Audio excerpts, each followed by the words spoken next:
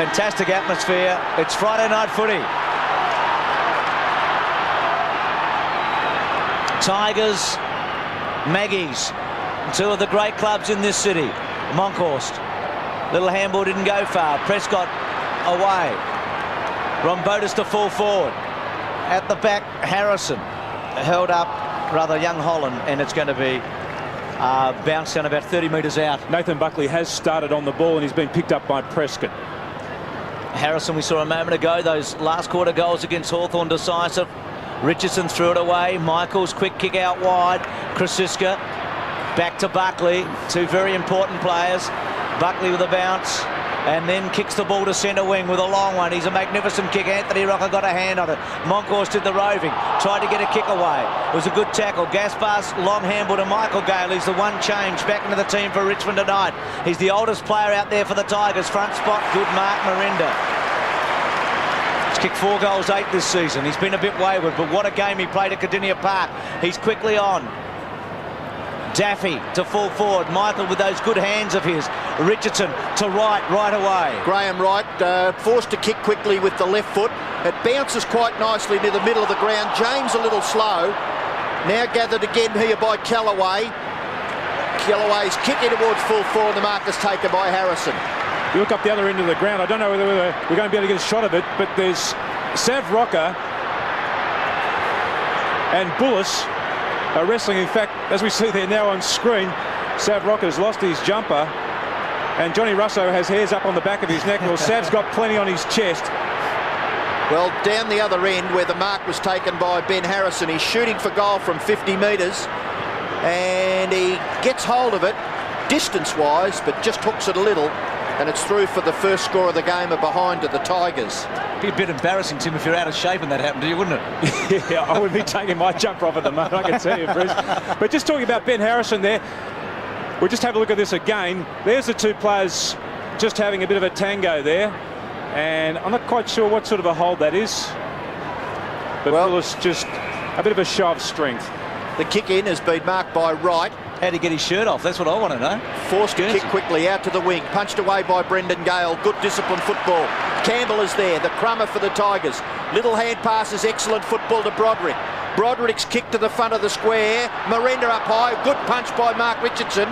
McDonald gets it away. Buckley off the left foot. He's usually pretty good. Monkhorst misjudges it completely. Broderick still in the action. Daffy back to Harrison. Harrison's kick will land close to the square. No, it won't. It'll be marked by Richard Osborne, who was probably in the finish, in the best position of all players back there in the goal square. Buckley, possession number 4 already for Nathan Buckley, and the game is only a couple of minutes old. And kicks it long again, Robbo to centre wing. Michael Gale at the back, missed by Tawney. Good tackle on Crow by Michael Gale. The free kick, though, must have been high. Yeah, the signal given was high, Bruce, but I didn't see the incident itself. It looked all right. Yeah, in fact, it looks, unless he's hanging on to him, but it looks pretty good. No, it was a little left hand just at the finish when he went to the ground, might have hit him in the head, I think. Little being the operative word.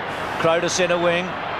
McDonald's kick, Russell down low, boundary throw in. Dipper, welcome, mate. Sorry for the late inclusion into the team, but you're always with us on a Friday night. Thank you very much, Bruce. And a lot of adrenaline flowing down here, and why not? 65,000 plus here. And the public sector up in the top stand here is certainly full, Bruce, and looking forward to terrific game conditions. Absolutely perfect. Thanks, Dipper, for that. Blurton at half forward. So the interchange for Collingwood. Wild was there with Godden, Pugsley and Francis. And for Richmond, Bauer, Blurton, Moore, Rombotis actually started. We just saw push, a free kick, thanks John, to Gale off Monkey. So Gale in the back pocket to put the Tigers out of trouble. And Blurton is on the ground too, Bruce. He was nominated by Richmond as one of their interchange players. So they're playing Ducks and Drakes. They give us the right 22, but not much given away as far as the interchange players are concerned. The kick back towards the middle of the ground. Good punch by Shawble. Graham Wright tackled. Out wide went Liddell. McDonald's kick towards full forward. It slews off the side of his boot and trundles over for a throw-in about 40 metres around from the Collingwood goal. Trent Nichols, one of the players there, sitting on the bench. That might be, is it young Ottens there in the foreground? Ryan in the background. Ottens it is, Robbo. Ottens takes Dipper. Well done. And the ruck contest in the forward pocket here for Collingwood. Russell gives away a little ground. Krasiska, can he get the first goal of the game? He struggles a little at the back. Rocker punched away by the Tigers. Bullis and Prescott, and it's punched through for a behind. Here's a tackle on Graham Wright earlier, and you'd have to say that Graham Wright didn't actually take possession of the footy and got tackled by Bondi, so probably should have been holding a man there. Another free kick has been picked out of the ruck contest, and it's going to Brendan Gale. It may have been awarded against Sav Rocker, so Brendan Gale to kick the Tigers out of trouble. And gets it outside 50. He was looking for Bullis. Liddell belted it away. Rocker was stiff a moment ago. He was being held onto when the ball came in high. No free kick. There's the Collingwood bench. Wild in the foreground. Just check some of the matchups. Shawball's on Harrison. Patterson's picking up Broderick. James has picked up Rocker. Wright's on Campbell. Osborne's picked up Miranda. And McDonald's playing on Nick Daffy. Campbell's kick. Miranda and Michael. Now McDonald back to Shawball. Now Shawball can use Russell. He goes in shorter to Michael, who's a very clever footballer. Runs the full distance and then kicks to Rocker. Gets him. That's good stuff. Now this is a big kick. Sav needs to go back and kick the goal. What you said about Smart, Michael, that was a terrific kick, Bruce. It was just high enough to get over the players short of this contest and put it right on the chest of Rocker. In round 3, Tim, going into the 4th round, Sav had kicked 19 goals last season. He's got 7 so far this season, so he's off the pace a bit. Well, the Pies were on the pace, though, this time last year, weren't they? They really were kicking the sweet this time last year. But he just hasn't had the same supply this year. Collingwood have changed their style of play. They're kicking the ball much longer. They're not going out wide. They're not handballing as much. And I don't think Sav Rocker has quite been suited to that style yet. So he lets loose and he's kicked the goal. That's the start they wanted. Well, if you're Tony Shaw, Tim, you'd want the first goal, and if you could give it to anyone, you would have given it to Sav. There's no doubt about that. And to set that bit of play up then, Michael broke through the centre of the ground. He's actually playing deep in defence on Holland, and that was particularly good running by him. He got the ball in the centre of the ground, just chanced his arm, went forward and just broke up the play, and good delivery there to Sav Rocker. It's unusual for a Friday night to have no wind down here. And that's the way to answer a guy who wants to hustle and bustle at the full back line in Bullis. That's right. Get the ball and kick a goal. Well, he's very good on the long lead, Sav Rocker. Very good, not as good laterally, and that's the area he needs to pick up on. Well, they're away again from the centre bounce. Graham Wright's kick has been marked by Anthony. And wouldn't Anthony love to follow his brother through here? Well, 50 metres from goal. There's a few Collingwood fans here that would love him to follow his brother too. Well, there's the picture right in front. A thumping kick by Anthony Rocker. It is a magnificent kick. What a start by Collingwood. Well, that gives the other Collingwood players enormous lift, Robbo, because they know that they're their 2 key forwards. If you've got your 2 key forwards functioning, you've got one at full forward in Anthony Rocker, you've got the other boy, Sav Rocker, up against James, a former teammate of his. This long kick outside 50, just look at the size of that kick. Went through post height, and he's elated. Just a 9-9 for him, Tim. I think he kicks the ball as far as anyone I've seen in league football in the last 20 years. It's a big statement, but you wouldn't want to argue with you. It's 2 goals to a behind, and the Rockers are in business. Buckley's been very good early, and Collingwood have got a little jump here. It's not a lot, but it is significant because the Rockers have been amongst it, and so has Buckley. That was a cute tap then by Moncourse too. Just laid a light palm to it, just flicked the ball across to the side. Buckley was there, but so too was Prescott. Saw the umpires a moment ago. Prescott, handball, Liddell back on the team. Buckley measures it, kicks to full forward, front spot the Tigers. They couldn't take the mark though. Tawney away, finds Daffy. Tim was talking about his importance prior to the match. Kicks the ball to Harrison at centre wing. This bloke, you don't want to underrate this bloke, and I think Shawball's probably paying the penalty for underrating him early in this game. Harrison takes more uncontested marks than any player in the competition, which means that players probably aren't paying him enough respect just yet in AFL football. That's a surprising stat, isn't it? Prescott's kick's a good one. And speed-wise, Tim, he's the fastest over 40 metres at Richmond. Benny Gale to full forward. He's wanting young Holland. Michael comes in and belts it out of play. Boundary throw-in. Just on that point, actually, Harrison doesn't take a lot of contested marks, and maybe he'd be better off if he played a player who was a little bit quicker, maybe a ground level type player. I think everyone falls for the trick that he's a tall player, he's going to take high marks, but he actually takes a lot of the ball on his chest. Clever kick by Osborne. He'd run out of options on the right side, went to the left, dribbled at 20 metres and found the line. So Collingwood lead by a couple of goals. We see the Collingwood bench. Yes, 2 big goals. Luke Godden, Matthew Francis, Jason Wilde, and that might be young Pugsley warming the bench with the other 3 players presently. Daffy to kick it forward. Knocked forward eventually by Campbell. Miranda's been advantaged here. Go Miranda, miss.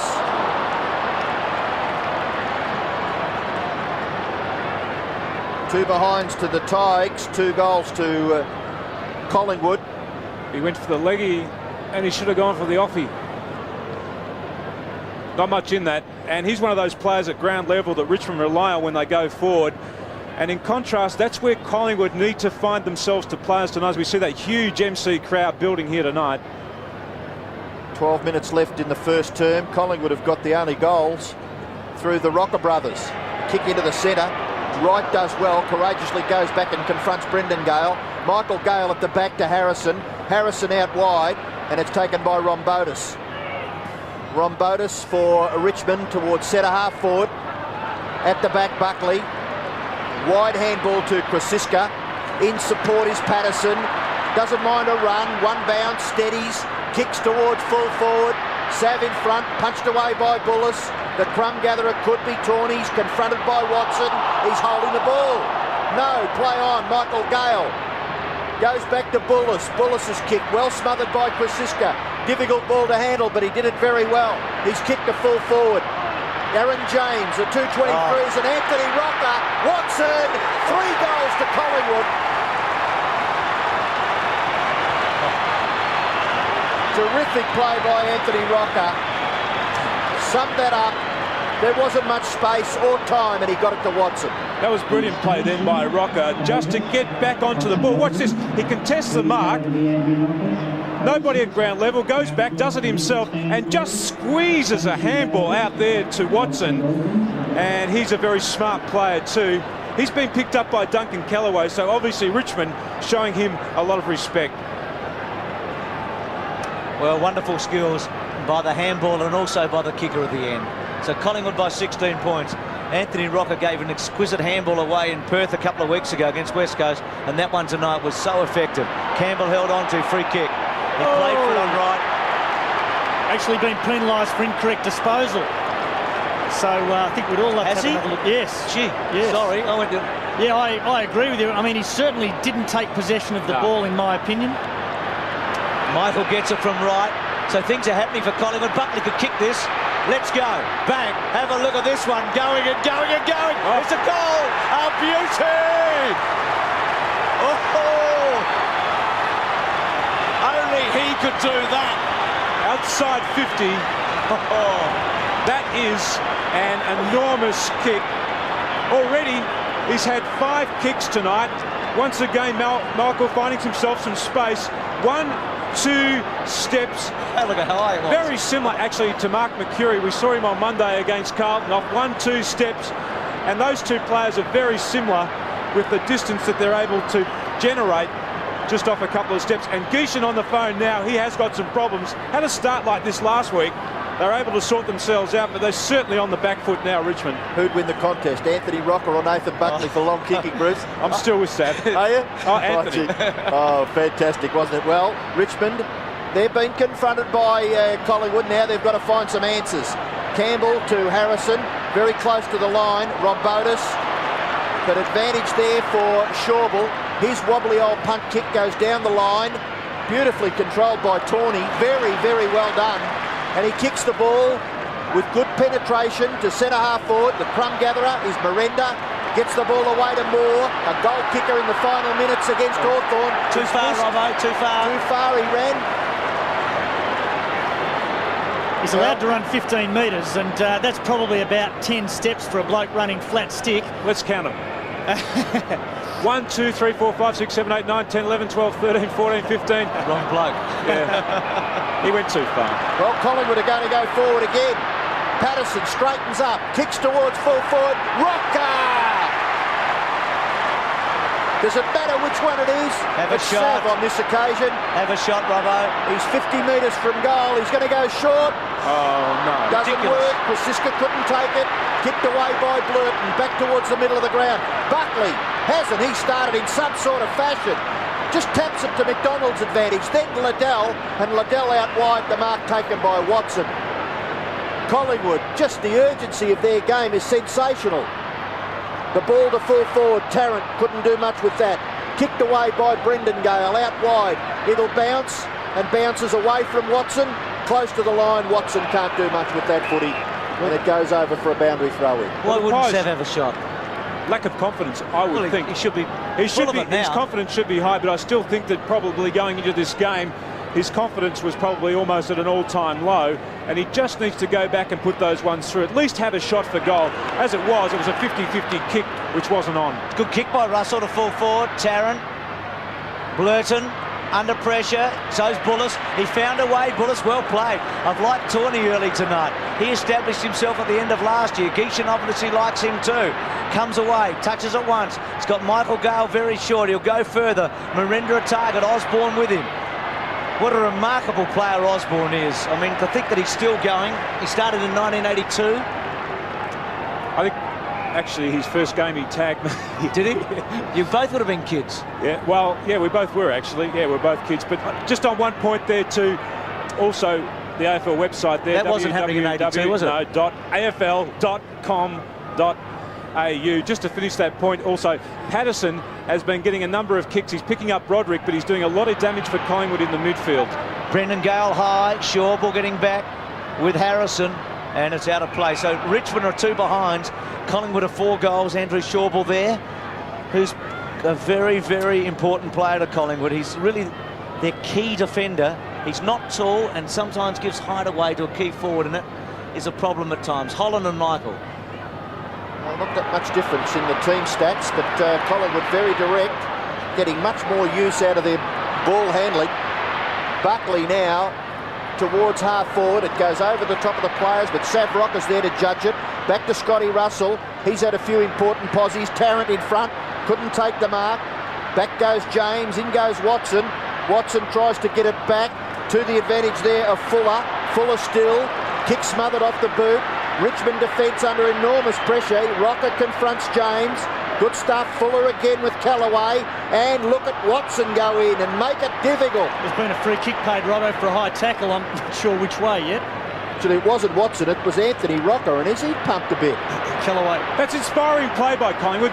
Okay, they've given away a free kick, but they've made their intentions very clear to Richmond tonight, and they're very hard at the ball, and that ball was given away deep in their own defence, so no real harm done. Well, Tony Shaw in the new coach's box in the Great Southern Stand would have to be reasonably satisfied with this start. Buckley coming up for his 7th kick, and he's going to kick from much the same position in which he kicked the goal about 3 or 4 minutes ago. He's got a set shot. It is a beautiful kick.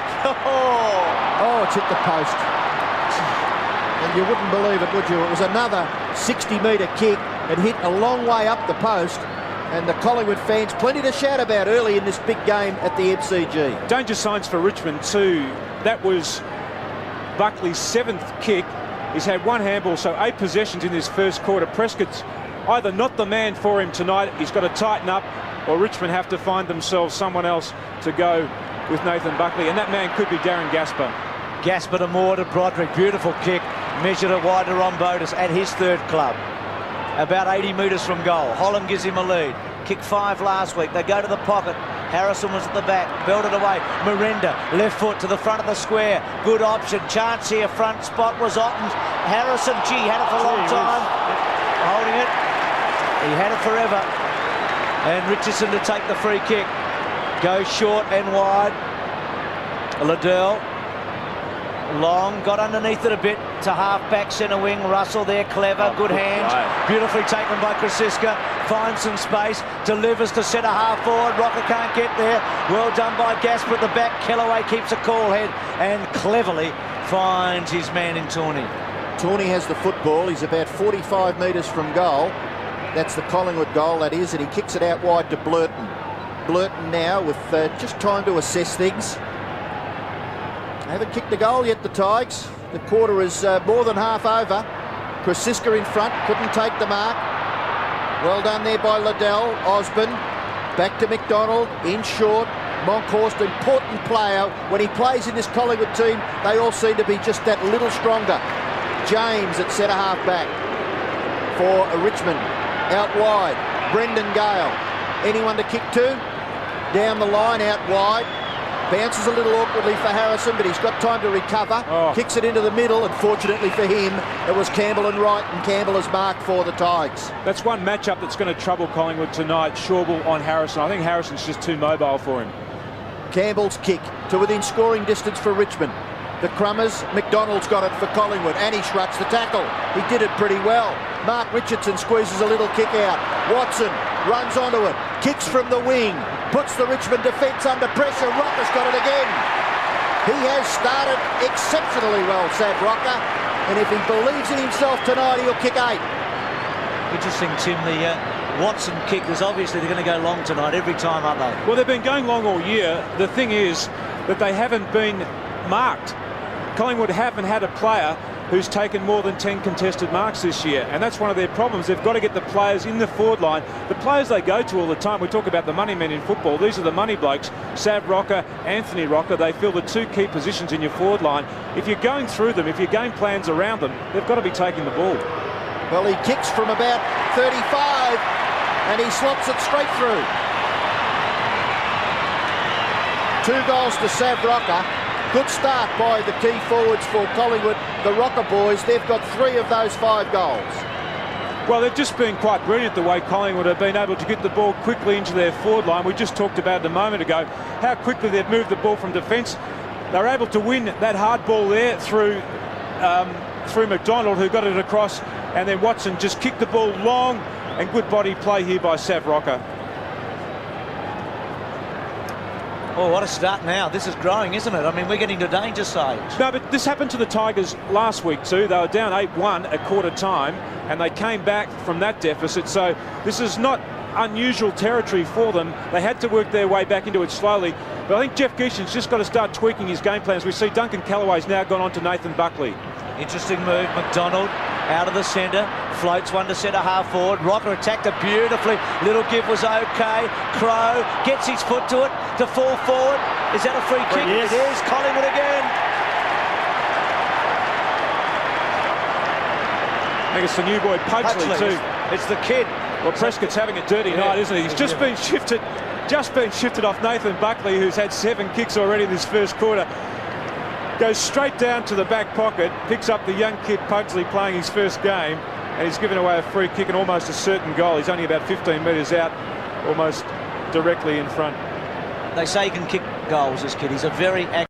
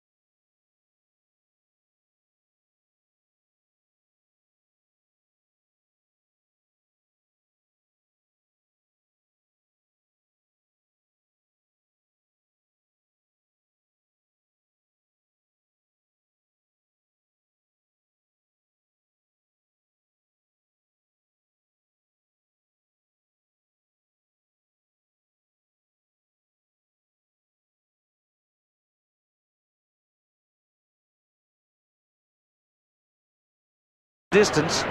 He will know, lining this goal up, he knows that he can't kick a goal from outside 50. So what he's going to do is just going to wait for a lead to present itself, or Collingwood are going to form some sort of set play. I reckon this will be an up and under kick, probably aimed at the top of the square. Let's see, he might get lucky and kick the cover off it, Tim. He's kicked it right to the square. You were right, Rocker. Anthony Buckley held on to, no free kick. Michael was down there, little one. Anthony Rocker's kicked the second one. How's that? It is all happening for Collingwood. Unbelievable here. 2 to A Rocker, 2 to S Rocker. Well, one area Collingwood would have been concentrating on because of deficiencies in the past would be getting players at the fall of the ball. On this occasion, they outnumbered Richmond at the fall of the ball in their own forward line. You'd expect that there would be more defenders back there. They got to the crumb. They worked harder at the fall of the ball. There was just a grubby kick forward there by Michael, and there was Rocker just sitting there on the end of it all. And that's all you need to do. It's a game of inches. You've just got to keep getting the ball closer towards your goal and hope that something happens. And on that occasion, something did happen. And now Richmond certainly with their backs to the wall in the early part of this game. 43 to 3, Tim. I can't wait for the siren and hear the roar from the Collingwood fans. They're going to love this. McDonald again, a 10th possession. Prescott's got it at half back. So the Tigers probably won't have a goal at quarter time, and Collingwood have got 7. And importantly, the Rockers have got 4 between them. Daffy delivers, wants Harrison, who, as Tim said, is a target. And listen to this. The Collingwood fans should stand and give their team a mighty ovation here. There's a lot to be done yet, but what an opening quarter it was. Well, they were simply stunning in the first quarter, Collingwood. There's no doubt about that. Tony Shaw, as a player, was very dangerous when his back was to the wall. This Collingwood side had its back to the wall leading into this game. A couple of their better players in their skipper, Brown, and also Williams, had to pull out of the side because of injury. And they've been quite magnificent in the first quarter of football. As we see Tony Shaw just making his way down onto the ground. That's Noel Judkins, the former Essendon recruiting officer. That fellow on screen, the back of him anyway, Jeff Gushin, he's got plenty of work to do. There's no doubt about him, though. He is able to produce something under pressure. We've seen it in the past. So it's 7-1 to 3 points at quarter time. Well, that comment so quickly, did you? But what a great grab from last week, and we're about to find out again if Richmond have got that resolve tonight. Well, some telling stats in that first quarter. Inside 50, Collingwood took it inside their 50 20 times to 12, hit out 6 to 2, so Monkhorst a factor in that centre square, and also the possessions 88 to Collingwood. They dominated the Tigers 67, and Alex McDonald's been a very good player in that first quarter, 10 possessions across half-back. Friday night footy, 43 to 3, 7-1 to 3 behinds. Collingwood go to the right of screen, the Tigers to the left.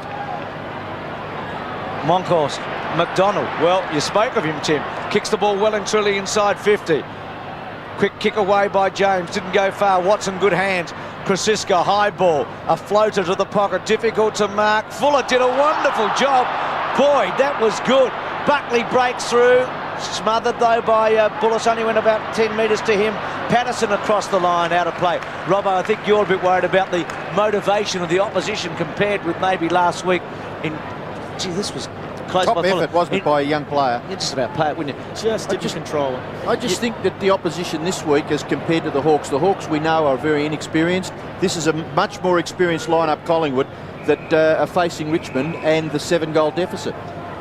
Dipper down on the boundary line. Dip. Yeah, Bruce, we saw Damien Monkhorst take that tap in the start of the second quarter. Big lash from Tony Shaw, quarter time. Said, keep it going, monkey. His sideline plays is very happy with. And the terminology, hard ball get, just said, it's the first time I see a Collingwood side be so desperate for a ball for a long time. Thanks, Dipper. First time I've seen Rogers tonight. Gives it to Moore, to centre wing. Osborne's been good. Just got rid of Marinda and took the mark. Interesting to see how Patterson, who's now lined up against Moore, how he copes with Moore. He really built himself up to play on a player like Broderick. He's already seen him off. Now he's got a lesser name like Moore to pick up, and whether or not he can maintain that same concentration. Liddell got it from Osborne. It was a beautiful kick by Osborne. Liddell to full forward. Couple of Tigers against one another, taken by Watson, ridden into the ground by Blurton. Tawney, gee, if Fuller could have got a real tackle on him, he was in trouble. Press away, high ball to centre wing. Back towards the Krasiska-Gale area. Krasiska recovers well, slips a magnificent handball to Russell. Russell short, And Fuller gets his just desserts. He nearly took the mark earlier, and he gets a kick away now for the Magpies into the pocket. Patterson grabbed, didn't have it. Well, the Richmond player did everything right, but unfortunately Patterson left the ball behind, and when Moore's tackle was applied, Patterson didn't have it. Well, Patterson has played a very good game to date. What he did with Broderick, he waited until... We just watched this bit of play here by Fuller. Snap at goal, misses to the right. Just off to the right. When Patterson was picking up Broderick, as soon as there was a turnover, he just took off at 100 miles an hour the other way and provided a target for Collingwood going forward. And we saw him get the ball in that situation doing exactly the same thing. And he's enjoyed just having a bit more freedom playing up the ground. 44 plays 3. Bullis kicks it in. Gathered here by Savrocker. Short pass, no one on Fuller. No one anywhere near him. Michael Gale was probably just a bit out of position, but Fuller had all the time in the world to take that mark, and he's going to shoot for goal from about 40 metres. A couple of players calling for the ball out wider. Krasiska was one, Anthony Rocker the other. But when you're within 40 metres, almost directly in front, you go back and have a ping at him. Good start by Pugsley. He's kicked a goal. Now young Fuller. Unfortunately for the Magpies, he's missed. Tim, is that another connotation of the word ping? Yeah, it's slipped into the vocabulary. Yes, we go down on the boundary line to Mark Doran. From 790 News, Tim, it was with Jeff Geeshan, a quarter-time mark. Thanks, Bruce. And the front of the footy record, look at that Jeff Geeshan, the eye of the tiger. We saw plenty of that, I can tell you. As you heard just before, he said the same message as last week. We can still win this. It's just going to take time. We won't get the 7 goals back straight away. Very disappointed that there wasn't enough body strength shown. The Tigers hadn't laid a shepherd, according to his stats. That was one of the things he was very disappointed about. He says the body strength and some depth in kicking, no more finessing will get the Tigers back. He's very frustrated, I can tell you now, as he watches them try and get back. Thanks for that, Mark. Campbell wide and long. Benny Gale, well done, Monkey. Belted it forward. Krasiska caught, play on call, back to Monkhorst, out wide. Moore under pressure, didn't get it very far. Like the game from Osborne so far. He's used his head and experience. Lovely, neat kick inside. Buckley, good enough, strong enough, gives it off to Wright. Wright, who loves to run, and then goes long to fall forward. Waits the kick beautifully. There's always a chance here. The fly came from Pugsley, through from behind. So Richmond let off a bit here, Tim. Collingwood have peppered, as we said in the old terms. They've had 3 behinds here. Just one goal would have been very deadly. And that'll be an interesting battle between Buckley and Callaway. I get the feeling that Prescott would have been more of an attacking player. He would have chanced his arm once Richmond got hold of the ball. Callaway won't do that. Even when Richmond gain possession, he's not going to run off and become an attacking player. He'll stay much closer to Buckley, and I would think that Buckley's opportunities to get balls out on his own will be far more limited. High tackle, Tim. Well, it was a good punch from that kick in by Anthony Rocker, but the free kick is with Matthew Rogers for Richmond. His kick will land close to the wing. Well, it doesn't get a chance to land because it's very nicely marked by Andrew Shawble. He brings it into the middle where Krasiska has made good position. Patterson looks, delivers with precision. Pugsley gets a second chance, tries to get it out to Osborne. Miranda applying the pressure. Osborne basically out of mid-air, didn't control that football, forced it forward into the right forward pocket for a boundary throw-in.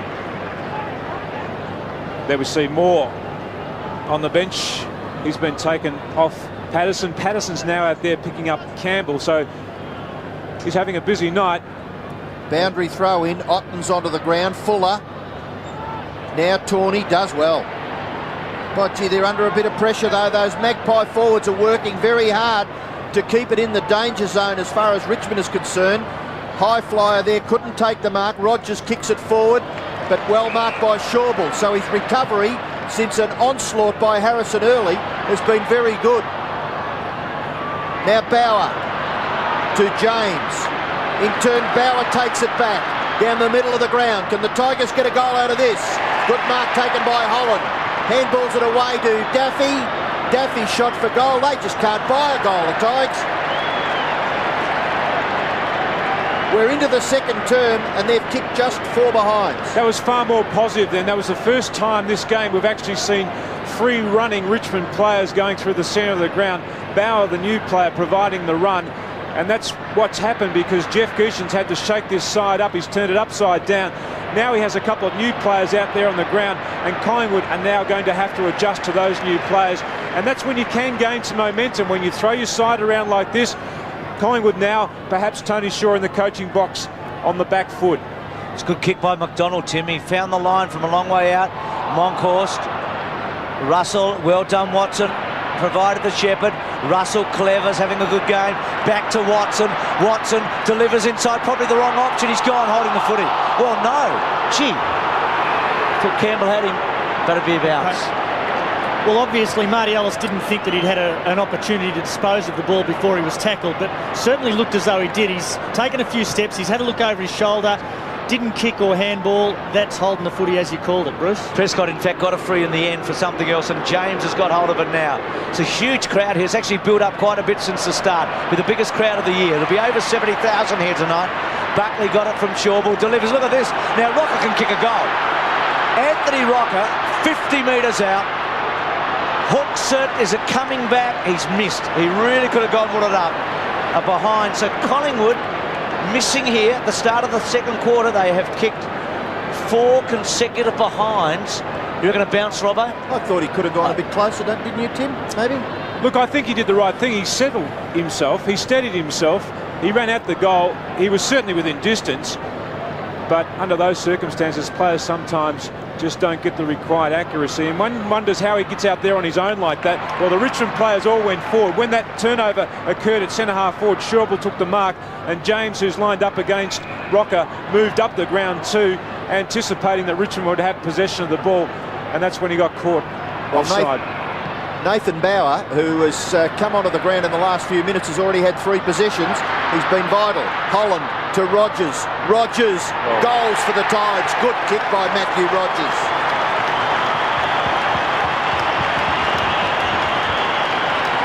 And that's given the Richmond fans something to cheer about. There hasn't been a lot so far tonight, but look, don't give up on the Tigers just yet. I saw them last week. They were in the same situation. They didn't get a purple patch. They didn't score heavily all of a sudden. They just slowly but surely trusted their game plan and worked their way back into the game.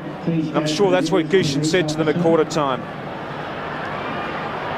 Important goal, wasn't it? The Tigers needed the first. Collingwood's had 4 shots for goal missed.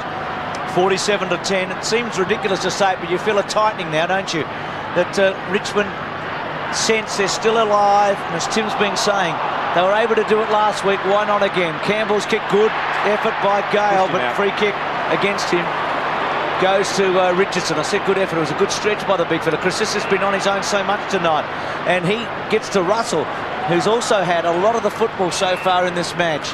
His 8th possession coming up. Collingwood finding space against Richmond tonight. High ball to centre-half forward. Rock on the target. He's got it. Almost uncontested. James at the back. If Richmond are to get back into this game, you basically got to stop these guys from getting the ball for the rest of the night. You can't do it. Yes, but on that occasion they didn't contest. I mean, what they have to do is get in there and make sure they make a contest of it. Well, Anthony Rocker short passes to Monkhorst and missed his target. That's a dreadful kick coming out of defence by the Tigers. That was by Kellaway. Maybe he wanted the line. Prescott. I don't know, Tim, about the Rocker short passing at 50. No. Why they shouldn't have a shot, I'll never know. Rogers has kicked to about 60 metres. Harrison, Shawbull. That's a contest now tonight, isn't it? Daffy getting a bit of the footy. Osborne did well, out of play. See, Richmond are now working harder at the 50-50 type balls. They're applying much more pressure. His first quarter highlight packages from the Rockers tonight, who were just fantastic. They kicked 4 goals between them. They gave 1 away, and they were quite brilliant, the Rockers. Well, if you slip that sort of intensity into them every week, I'm sure they'd be dangerous for any defenders. And they're going to come away, Collingwood. Liddell, no, they're not. The hand pass chopped off by Nick Daffy. A typical Nick Daffy goal.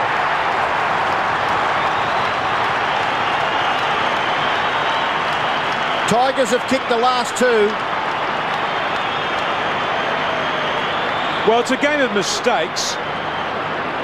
There's the fellow on screen. He knows he's committed an error. He went for the long handball in defence. The ball's a bit slippery anyway. You're not going to be able to pinpoint a long handball like that. It's not the percentage thing to do when you play as a defender. Michael Gale there. And Tim, we saw Anthony Rocker in Perth have 3 or 4 shots for goal in the third quarter and miss. He's missed an easy one here. His short pass was the wrong option. They've got to cut those mistakes out too at that end of the ground. There's no doubt about that. Right. So Richmond with 2 goals here to Rogers and Daffy. Free kick to McDonald off the footy, Bruce. Gee, there was a deft little hand pass then by Alex McDonald. It was a beauty. He's having a match, Robbo, isn't he? He kicks the ball to 45 metres. Sav Rocker in the middle. Gasper works to the line. He'll be pretty happy to see it go over. It gets there. Boundary throw in. 7-5 to 2-4 here. Well, we're back to that 5-goal difference, Bruce, over like 2.5 quarters of football still to be played. And that's what Richmond did last week. They slowly but surely just edged their way back into the game. And I'm sure that's what Gushin will be pressing to the players at quarter time and again at half time. Crow works it forward. Ryan, he works it to the line. And again, a boundary throw in. So Collingwood within about 25 metres of goal is Damien Ryan. He started his career in '96 as his 3rd season. Look at this crowd. It is a magnificent turnout here on Friday night. The crowds have been slightly down, about 3% for the first 3 rounds, but tonight's crowd will be the biggest for the year. We had 70,000 to see Essendon and Richmond in round 1. We've had 3 crowds of over 50,000 so far this season, and tonight should be around about 75,000. It's a monster crowd. 68 we had here on Monday. Kellaway ricochets away, and another boundary throw-in. Bruce, as Tim said, Richmond have thrown their side around. Benny Gale now playing centre-half forward, and the young, inexperienced Ottens against the experienced Damien Monkhurst in the ruck. And since Kellaway went on to Nathan Buckley at the 20-minute mark of the first quarter, Nathan Buckley's only had 1 kick since.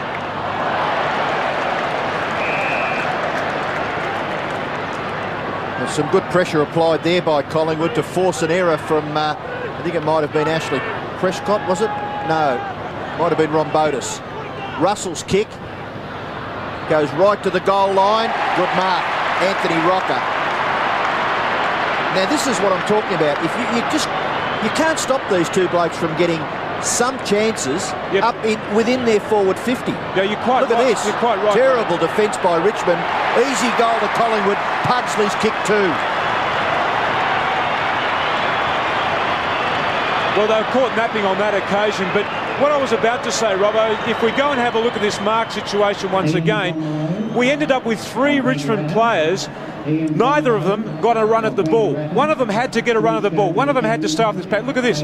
They're almost just body in a pack situation. One of them had to start a little bit deeper, get a run at the ball and come over the top and spoil that mark. And they just weren't able to. 2 kicks for Pugsley in league footy, 2 goals. Yeah, I don't know whether I'd be doing that in that situation anyway. Rocker was definitely within range. Looks the good. Percentage of having that ball skew off the hand, as we see Jon Ottens has now gone into the ruck against Monkhorst. You made a good point, Tim, about the Richmond defence a moment ago in that cluster. Anthony Rocker, Buckley, clever. Gee, he thinks. Russell at 50. Winds himself up, tries a hook out wide. Sav in the pocket, Wild's on the ground. Collingwood leading 8 goals, 5 to 2-4. Beautiful kick. Now have a shot, Anthony. Go back and kick the goal. I think every one of the 75,000. Oh no, not all of them. I think There's probably half of them saying. Even the bench is screaming out, go for goal. Exactly. There were 70,250 here for the corresponding match last year, so this is a big ticket in Melbourne, isn't it? Richmond, Collingwood. I think what Anthony Rocker's already shown us tonight is that he's a little bit nervous actually going back for a set shot. He's short passed the ball on 2 occasions, he's handballed on another occasion, and I think really what Richmond should be doing is maybe getting another couple of players near the mark, near Gasper, and putting a little bit of extra pressure on him. It's a long run up. He's a massive kick. He kicks from 52 metres and kicks it magnificently. Always have a shot, Anthony. Why would he be nervous? When you can... Should be a team rule that if the Rockers get it at 50, they're going to have a shot for goal. Well, you've got to back yourself in, don't you? I mean, that guy can kick the ball beyond 50. If he gets anywhere inside the 50 and it's a reasonably percentage type kick, and what I mean by that, it's not more than 45-degree angle, then he should be going back and having a shot. It couldn't be confidence because, especially from a set shot, he's kicked so many goals here at the Melbourne Cricket Ground. Also, Tim, the point is there's not a breath of wind down here, so the confidence should be right up there for going those long kicks. Good on you, Dipper. Thanks, Dipper. Gasper's now on Anthony Rocker. James has been taken from the ground. Brendan Gale kicks it forward for Richmond. A little bit of a misunderstanding there. Well done by Holland. Sets it up. Daffy goes in.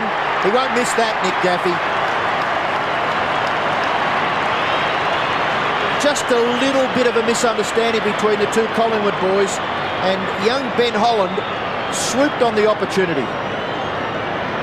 Well, Daffy was the finisher on that occasion, and where he's actually improved his football in the early part of this season, as we see here, the Collingwood players just getting a little bit too confused there, and Daffy the beneficiary. But where Daffy has improved as a player, he's no longer just a goal-kicking forward. He's actually a player that Richmond can send up into the midfield, and he's been a very good player also at getting the ball from the centre square. Kicked 45 goals, Tim, in 95 when he was the leading goal kicker of the club. So his role has definitely changed, hasn't it? Benny Gale, I think Benny Gale's lost another contact lens. He did this in a very tight last quarter last week against Hawthorn. Blood rule on the knee, I think, Tim. Is there blood on his knee, is there? Well, it's certainly blood rule, so it wouldn't be a contact He lens. got down there with a microscope. I think the umpire looked as he was looking on the ground as if there was perhaps something. That's a small scratch on his knee, Tim. Let's have a look here. Oh, blood. Buckley. Oh, dear me. So how do you see the blood under the mud? The kicker grade too. That is you the tell blood on me and I'll tell on you. There's James, who's come on with Richardson. They know each other pretty well, so James getting a second life in this contest. Actually, those two got fined for going out one night when they went to Perth with Collingwood. It's a good little tidbit. Thank you for that, Tim. As Campbell goes to full forward, and a mark to Holland, not paid. Play on call.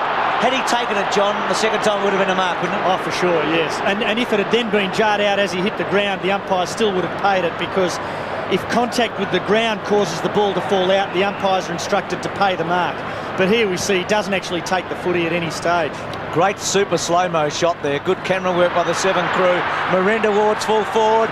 One-on-one contest. James back there. McDonald, who has been excellent out of play. Just a moment ago when we saw Ben Holland hit the ground, we see Benny Gale's had that knee patched up.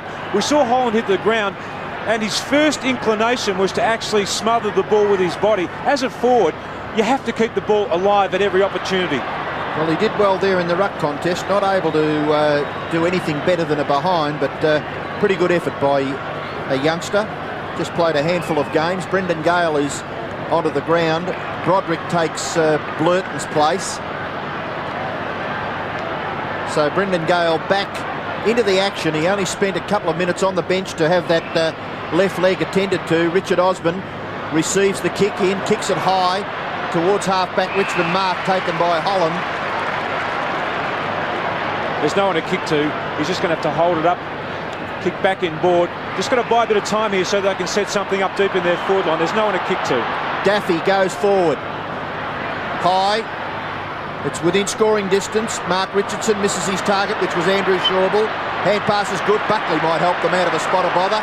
Graham Wright, little bit of a fumble. Back to Buckley. Good vision across to McDonald. McDonald, 16 possessions. Good kick. Anthony Rocker, a little bit too exuberant. Wild. Good little kick there by Pudgley, I think, to Fuller. Gee, that was smart play by a young man playing his first game. And this young fella did well to take the mark on his chest. Smart play all the way down the field by Collingwood, wasn't it? It was good running from Buckley. He's really struggled since Duncan Callaway went on. He had to get behind the ball, and that was a perfect opportunity for him to drop off Callaway, and he made the most of it, picking up 2 possessions on the way back. Well, Fuller, he's kicked 2 behinds. He's kicking from about 40 directly in front. Does a good job. Well done. Goal to Collingwood. Kicks his first goal for the game. Collingwood fans up in arms. They led by not quite 7 goals at quarter time, and they lead by exactly 7 goals, and we have 7 minutes left of the second quarter. Well, they're answering Richmond's challenge in the best possible way, putting the goals back on the board. Richmond had a little bit of momentum going in the early part of this quarter. Now they're going to have to come back again. So the big man wearing the #1 Guernsey for Collingwood. Just presenting himself, and a big punch. Miranda's on the end of it. He'll put Richmond into attack. Good kick too by Mark Miranda. Daffy a bit of space. Round onto his right foot goes Nick Daffy. Kicks it to within 35 metres. Out comes Mel Michael. Didn't he attack that with determination? Terrific play by Michael. Wright gets the ball out wide. Another Collingwood goal coming up here. In goes Watson. 50 metres. Shane Watson. The crowd will go berserk. Magnificent football, Magpies.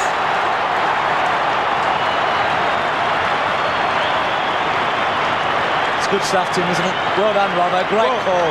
Great play there by Mel Michael, and the players have acknowledged that. He was the player who chanced his arm, came out deep in defence, punched the ball forward, and that set the whole thing in motion. Because once you can gain control of the ball deep in your own half and then break forward on that occasion, that's when you find space going forward. Most unusual Collingwood setup in their forward line too. They're playing 5 of their forwards right across in front of the goal, and if you can break forward and have a bit of time to deliver the ball, then the Richmond defenders are going to be very nervous, because there's a lot of forward area for the Collingwood forwards then to operate in. It'd be good if we could actually get a shot of the Richmond defence and the Collingwood forward line, because we've got 5 forwards right across the front of the goal line. Gee, Monkey's playing a game. It's the big margin of the match, isn't it? 8 goals. That little kid, I hope he gets a replay of that. That was fantastic, his reaction in the stands. Gasper, Campbell has been pretty quiet. Miranda, Richmond have got to now pick up the pieces. Holland, this is a good rebound. Rogers measures a good long bouncing kick. Michael's a clever player. Concedes a behind. Monkhorst has found himself alone in the centre square so often tonight in field play, and they've been able to get to him, haven't they? Well, they've been going through Monkhorst on their way back. He's been staying in that central part of the ground, and they've been using him as a link man when they've gained possession of the ball, but he's also been very good at the centre bounces. McDonald again finds Krosiska. This is Collingwood at its best, Tim. It's like they played early last year, isn't it? Attacking footy, at the moment. Osborne a target. He used his body cleverly. Michael Gale missed it. Gets a second crack. Back to Miranda.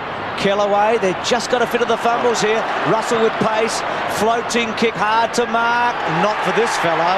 On that occasion, it was almost farcical. Kellaway was more concerned about going to Buckley than he was about going to the ball. And that's what we see often in football. Just before Scotty Russell got control of the ball there, Kellaway probably could have taken Russell. He could have taken the ball. He was more concerned about actually getting back on Nathan Buckley. And now the Pies with the chance to kick themselves further ahead. Jason Wild started on the interchange bench. It's coming back, but it won't make it, and it's a behind. So Collingwood, who've had a lot of play here, again in the second quarter. 50th game for that young fella there, Bruce, Jason Wild. 22 years of age.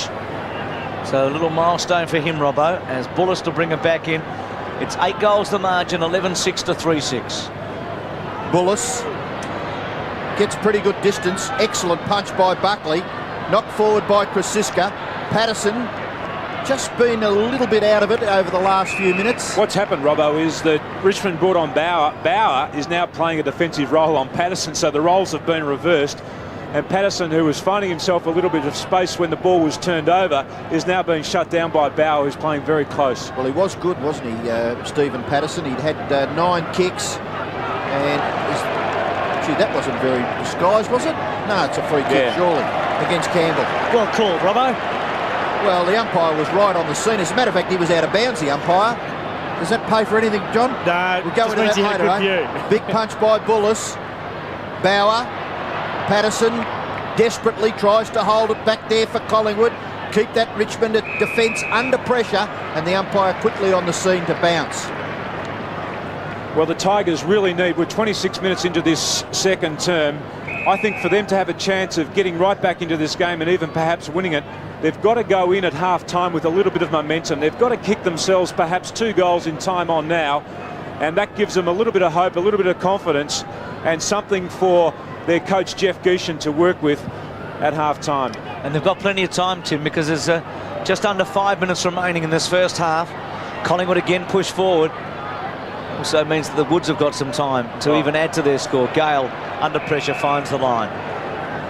Jeff Geeshan, who has had great success in his few matches as a AFL senior coach. 8 matches, he's won 6. That's 75% ratio. Mickey Malthouse coaches his 200th this weekend. He's going at 66% for West Coast, which is about as good as you'll get over a period of time. Shawble to Wild. Another one. Well, this is going to hurt, isn't it?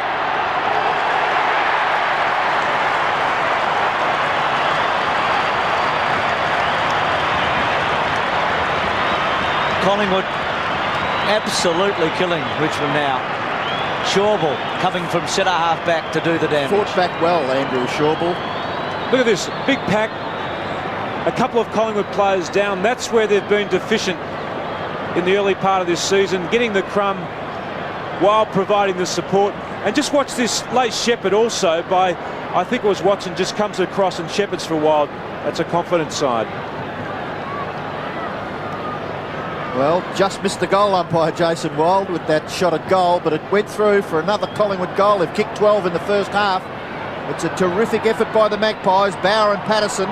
Spills to Campbell, back to Bauer, quickly by Nathan Bauer towards half forward, and an excellent mark, well done. He's recovered his position well. He made a little error, which cost them a goal earlier in this term. That's Chad Liddell. And we watch again as he keeps his eye on the footy and controls it right to the ground. The ball out on the outer wing in front of the Great Southern stand. And that, Collingwood and Richmond. And that was indicative of the way this first half's gone. Collingwood really have won most of the one-on-one battles right across the ground, haven't they? Whether it be in defence, whether it be in the midfield, or whether it be in the forward line, they've really gained control because they've been able to beat their direct opponent. It's very, very difficult to ignore the impact that Damien Monkhorst is having on this game. His kick from the boundary throw-in has been marked by Miranda. Miranda to kick Richmond inside their attacking 50. Not quite. Gaspar has taken the mark. They sent him up forward. He's got a 50-metre... No, he hasn't got a 50-metre penalty. They sent him up forward last week, Gaspar, too, and I think he helped turn the game for Richmond. Gaspar's kick across the half-forward line. At the back, Gale, that's a mark. Certainly got first grab at it from behind. I wonder if he'll go down with a sore leg here and give the ball to Broderick. Up high, too tall there, maybe. Would he have a height advantage, just a slight height advantage on Mark Richardson? Well, he had the advantage then because he was actually had the run on the ball. He really had Richardson in the poor position on that occasion. But last week, a lot of controversy because he did go down. It was on the other side of the ground on the same angle. Went down with a cramp. The ball was given to Broderick. Broderick scored a goal. This time, Gale will line up. This could be one of those badly needed goals, Tim. That's an understatement, Robbo. Brendan Gale, good kick. Didn't deviate. Goal to Richmond. Well, Brendan Gale's first goal. And Richmond with just a little bit to cling to. They still trail by a big margin. It is an 8-goal advantage for the Magpies with 2 minutes left in the first half. Just had that run there on Richardson. Probably about the same height, these two players, but just that 1-2 step, just enough to get over Richardson. We'll see Gaspar, who's gone forward. He'll provide a marking target for them. There's no doubt about that. Back to 8 goals. Gale with his first goal. There's Ottens, who I saw his father play a lot of football in Adelaide for Sturt. He was a fantastic athlete and a real talent. Dean Ottens, and Brad made a big start, but Monkhorst beautifully to McDonald, to Krasiska at 52 metres, has kicked it. It's another one.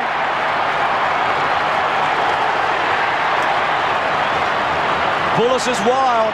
Have a look at this ruck work. It's a great goal. It's copybook stuff by Monkhorst. That was ruck work at its absolute purest. Watch this. Just watch his hand. Just a deft palm. Just a turn in the air. Magnificent work there to McDonald. And we've seen Monkhorst do that all night. Gee, we're getting some fantastic shots here, aren't we, at the MCG? That was just watch beautiful this angle, yeah. Just watch this go through, because Bullis was very animated, and that ball, I mean, it's difficult to tell obviously from this vantage point, but that ball could quite conceivably just touch the outstretches of his fingers. It looked close, didn't it? Well, Otten's made a mess of that one. Monkey having a huge game. Miranda boots it forward. Miranda, and marking safely on his chest at centre half back is Andrew Shawble. And he goes out very, very wide. Russell has the opportunity. The ball bounces in front of him. Well done by Rogers from behind, forces a boundary throw in. It's a fairly pensive Richmond bench there. Look at this. And Tim, it's interesting because, I mean, I know Paul Bullison, for him to go on like that, I mean, it's one thing for a defender to disagree with the goal umpire, but to go on like that, you'd wonder whether there was something in it. In his mind, there's no doubt that he touched the ball. Someone told me many, many years ago, what's the point in arguing? You never very often hear the umpire blow the whistle and change his decision. No, they don't do that, Robert, but quite often it just helps you feel a little bit better. It gets you a little bit more tired. There's a good mark taken by Harrison. Out wide. Harrison for Richmond. Kicks it to within about 40 metres. Brendan Gale got his hands on it. Gasper confronted magnificently there by Liddell. He went after it again, did Chad Liddell. Back towards the centre. Callaway and Graham Wright. Back to Blurton. Can he manufacture something? They need a goal right on half-time. But an excellent mark. Has it been paid to Mark Richardson? Mark was paid, but not held, Robbo. So, yes, it was a little questionable.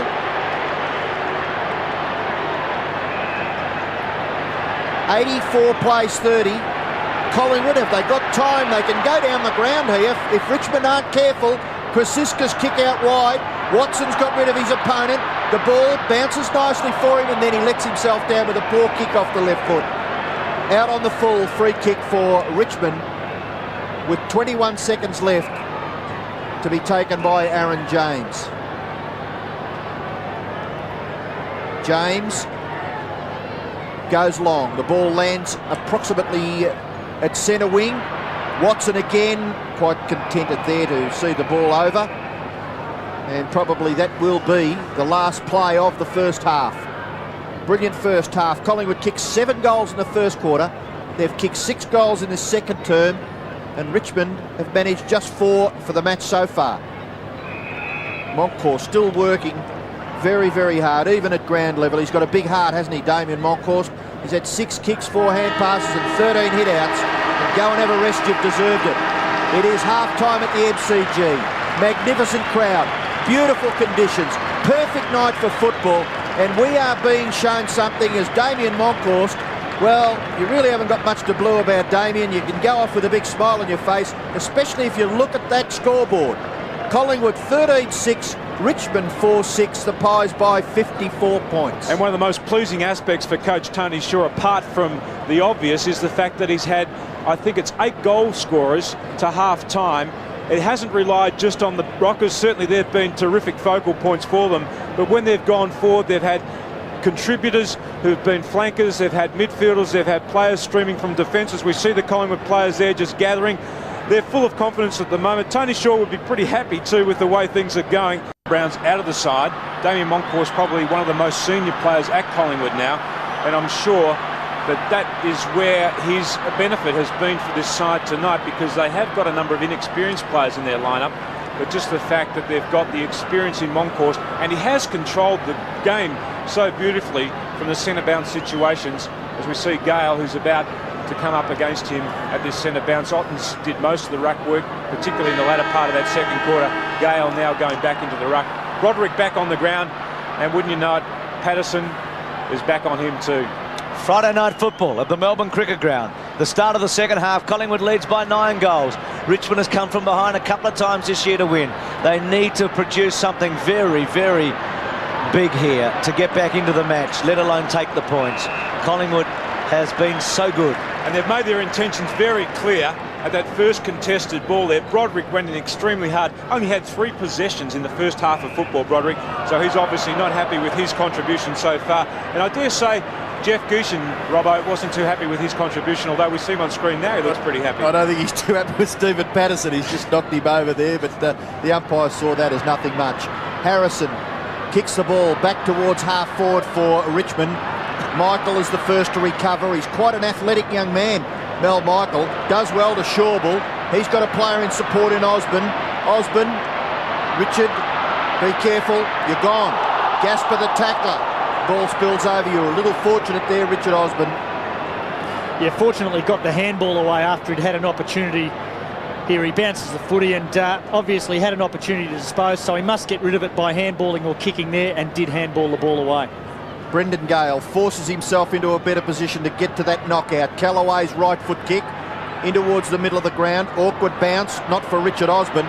Gathers, collects, bumps, crashes and kicks ordinarily, but it might be gathered out there by Rombotis. His tap to the advantage of Brendan Gale was pretty good. Wayne Campbell has a look down the ground. Kicks with the left foot. Oh, what a leap! Nearly took it, did Mark Miranda. McDonald, the tackler. Umpire will penalise Miranda now. He nearly made the play with a spectacular mark. Now he's been penalised. He did. I mean, he attempted the mark and then followed the ball to the ground and dived on it. There we see Miranda going for the mark. Ball comes to the ground, so Miranda dives on the footy. Unfortunate, that's the way the rule's interpreted. He's dived on the ball. McDonald's tackled him. He hasn't hit it clear, holding the ball. I can never understand why forwards dive on the ball either. I mean, the whole idea should be they keep the ball alive and keep it dangerous. Yeah, as you said earlier, Tim, that's probably the best option, isn't it? Big signs here for Collingwood. Savrock has one grab. Pugsley leaves it for his teammate in Wild. Good effort there by Ryan. He was being besieged and he's able to lock it up for the Tigers across their full-back line. Been reasonably impressive, Pugsley, tonight. Even on that occasion, he outmanned his opponent there in Ryan, got himself in the best position, just unable to hold on to the ball. Good play, though. Anthony Rocker tries to juggle the ball, couldn't control it. Prescott runs away from Savrocker and then kicks Richmond out towards centre wing. Osborne provides the contest. Shawball well tackled there by Rombotis. Ball spills for Daffy. Tigers going down the line now. Kick by Rogers. Will go close to the line. No, not enough penetration. Slipped off the side of his boot, marked by Richardson. Comes out wide to Monkhorst, who's been on his own a lot tonight. What a game he's played, the big fellow. To Krasiska now. He's going to be in trouble. Clever Krasiska. He actually got his boot to the ball, paved the way for Buckley. Buckley good enough, got leg, but good enough to get away. Now he's so constructive, you reckon something will come of this. He just delivers to Watson in the pocket, who runs onto it. So courageous, Watson. Even with the flow, you know he won't take his eye off it. Good first half, Watson. Kicked a great goal against the Doggies last week in the opening quarter. He's kicked 2 so far tonight. And that one in the second quarter, we went all the way after Michael belted it forward, was absolutely thrilling. Kicks the ball a long way, Watson. Decides to do what Tim talked about earlier, just pop it up to the front of the square, but Sav never got to the contest. James takes the mark. Aaron James, ex-Collingwood, fell out of favour with the club. There's not much on offer here. Goes long, gets the ball outside 50. Now Monkey's having a bit of a to-do there with Gale. They've taken their eye off the footy, those two. Kick inside by Rogers. Okay, Rombotis getting a couple of touches, goes wide, finds Bow. Bow quickly to Miranda. He's kicked 4 goals, 9 this year. Must kick a goal here. High, misses, but may come out all right. Good mark, Gasper. That was a difficult mark because he was running the wrong way. He's got Daffy short. He's missed it now. Buckley's run about 60 metres to cover Daffy then, Bruce, and certainly not his opponent. Now Gasper to Campbell, so as John said, a good effort by Buckley there. He was able to force Richmond, I guess, Tim, about 10 metres further out. Good pressure by the Collingwood defenders also to continually put pressure on the Richmond forwards when they were mounting that attack, because it did force them wide. It was an errant kick, and now they're kicking not really from a percentage position, as we see their bench looking on. Michael Gale in the foreground there. Campbell hasn't kicked a behind so far this year. He's kicked 4 straight goals and he kicked his 5th.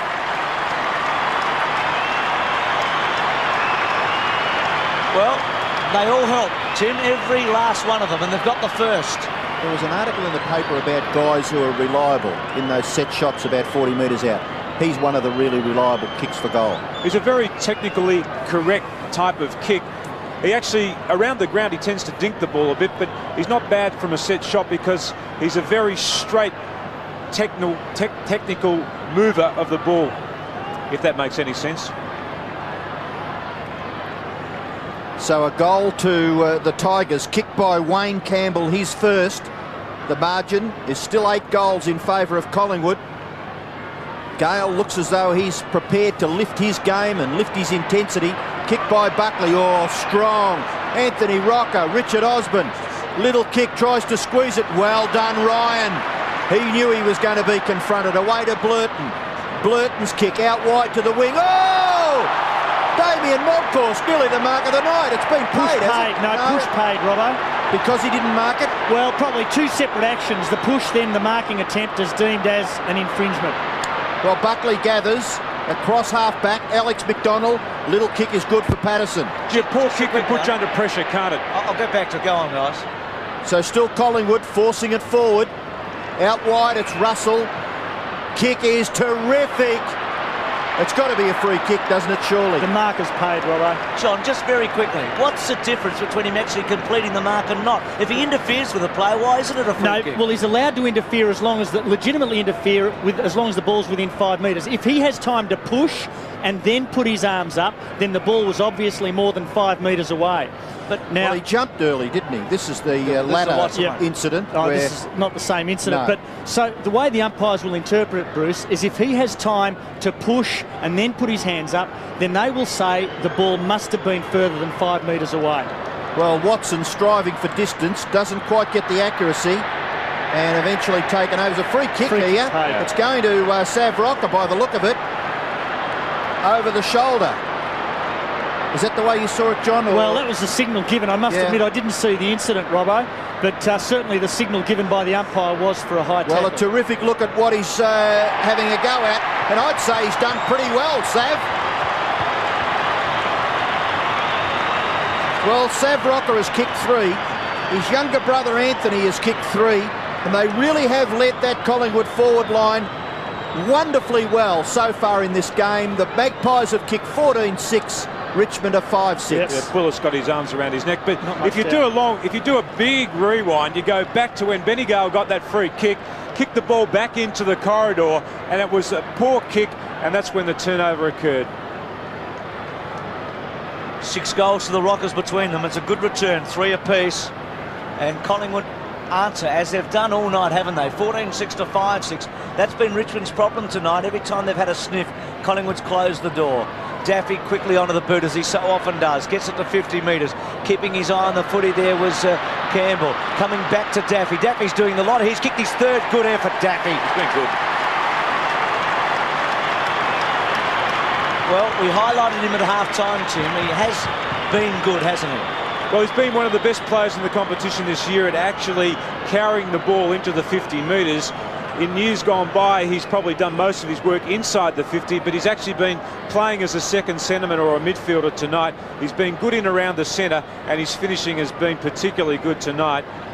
Richmond just need to be able to get a run on. They've got to score 3 or 4 goals unanswered for them to have any chance at all. They're still 8 goals down, I know, but I just feel that they've lifted their intensity around the ground, Robbo. Certainly they're a long way behind, but they've lifted their intensity around the ground. So play restarted. Daffy again is a key player at that centre bounce. Liddell, Callaway. Well, you never doubt Duncan Callaway's attack on the footy. Daffy again. Harrison. Wider still to Campbell. They are starting to get a bit more of the footy. Campbell's kick. Young Holland couldn't get to it. He could, but he couldn't control it. Krasiska and Osborne. Well done, Richard Osborne. And the benefit of having an athlete like Michaels in defence, he's a very underrated player. He often becomes a 3rd man up. He makes the ground, he leaves his man early, he gets there and just forces a contest, often just forcing the ball to the ground and to Collingwood defenders' advantage. Good signs for Collingwood out there on the outer wing. They had 3 attacking the footy there. James too early. Anthony Rocker stands his ground and marks quite straightforwardly at centre-half forward, only 40 metres from goal. It was all at sea there, James, just caught hopelessly out of position. Biggest certainty in football, he'll get the distance. Well, there's no doubt about that. A good kick there by Alex McDonald, just sitting the ball up. But see, on that occasion, they didn't have the 3rd man up, and that's been the difference. In Collingwood's defence, when it's gone down there, Michaels has often been that 3rd man up who's been able to spoil the ball. On that occasion, you do rely as a defender, you do rely upon your teammates coming over the top and spoiling. Anthony Rocker from about 40 metres. It's a pretty good kick. No, it may have just gone across to the left. And not a crucial miss, but importantly for key forwards, if you get those chances, you just have to convert. 14-7 play, 6-6. Still Collingwood in control, but the Tigers with a bit of the footy in this 3rd term. This is a centre bounce a little earlier, Robbo, where watch Buckley getting rid of Kellaway. He knows the ball's coming towards him because Monkhorst has been dominating. Kellaway's completely out of the contest because Buckley's just pushed him out of the way. Out wide. Boundary throw. John, just briefly, do you think that was a free kick against Buckley? Yes, I do, but I don't think any umpire saw it, Bruce. Interestingly enough, when we saw that too, a number of the players overplayed the situation, didn't they? I mean, often Greg Williams was the best in the competition at it because he actually just stayed beneath the feet of the ruckman and worked in close. Buckley doing the same, although probably a free kick the way he got rid of Kellaway. Gasper to Harrison to Prescott. Wide ball to half forward. Miranda won it. Handball was fantastic. Ryan, Rombotis I should say, takes his man on, wants Blurt. Not a good handball, that one. And that's a bad mistake. And Liddell, as Robbo said, one mistake earlier, but he's made up for it a bit to Buckley. Buckley to Russell. Collingwood with a panic. They've had so much of this tonight. He can run here, Scotty, and he loves to do it. He's having a terrific match.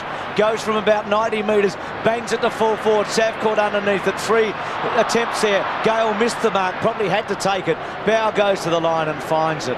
14-7 to 6-6. What about that ruck contest? Yeah, that's right, Robbo. I mean, the problem there was that the umpire in front of the contest, we'll see here, oh no, it's too close to goal, but normally the field umpire, sorry, between the 250-metre zones will be in front of the ruckman and certainly couldn't pay a push, and that was exactly what happened and went unnoticed. Blurton a bit high there against young Fuller, I would. Yep. And moments ago, we saw the Collingwood ruckman there, and I'm just struggling to find his name now. Monkhorst? No, Matthew Francis. Matthew Francis is warming up on the bench, so perhaps Monkhorst getting a little bit tired, and they're about to make a change. Well, there's 11 minutes left in the third quarter. Buckley being penalised there. He's quite happy. He did speak to the umpire, but prepared to accept that as Kellaway kicks it forward. It's at left half forward for the Tigers. Schauble squeezed hard up against the boundary line. Gets the kick away, gets about 35 metres for his team. Now, Robbo, this is the problem area. We see the field umpire positioning himself in front of the ruckman. If either ruckman is pushed, that field umpire cannot pay a decision. One of the end zone blokes has to pay it from side onto the contest, and that's crucial. Well, I'd love to see a replay of that. We may later in the match, but it was just a blatant push in the back against Damien Monkhorst. And there was a free kick there against Monkhorst too, who was a little bit physical against Benny Gale on the ground, and he's going to get a 50-metre penalty too. Yeah, and that would stem from his frustrations about the incident on this. Have a look at him, will you? Yeah. I mean, he is just livid. Yeah, I mean, he's taken it on the chin the first time, but just can't take any more. Nothing more dangerous than a fired-up plumber. Well, Brendan Gale has the footy. He's still probably too far out to score. The player on the mark is close to 60 metres from goal, so it'll take a big kick to score. Now, some obvious signals. He'll get underneath this one. He'll just sit it up in the air, I think. It's a half kick.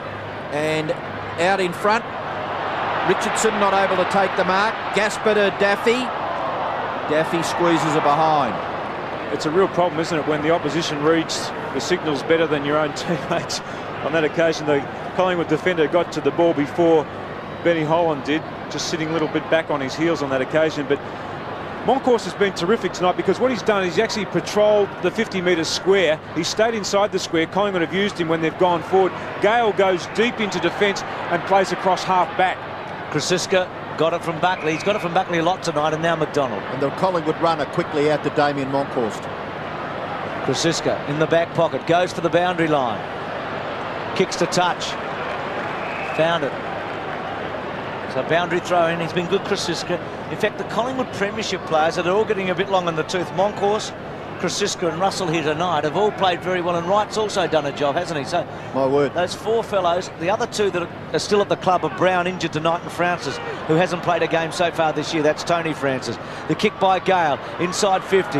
Miranda, Rogers. Miranda's worked really hard. Good effort, Miranda. Left foot right back to the square. Holland, good mark. Front spot. He had a fantastic game last week. He's done very little tonight. He's got a great pair of hands, this boy.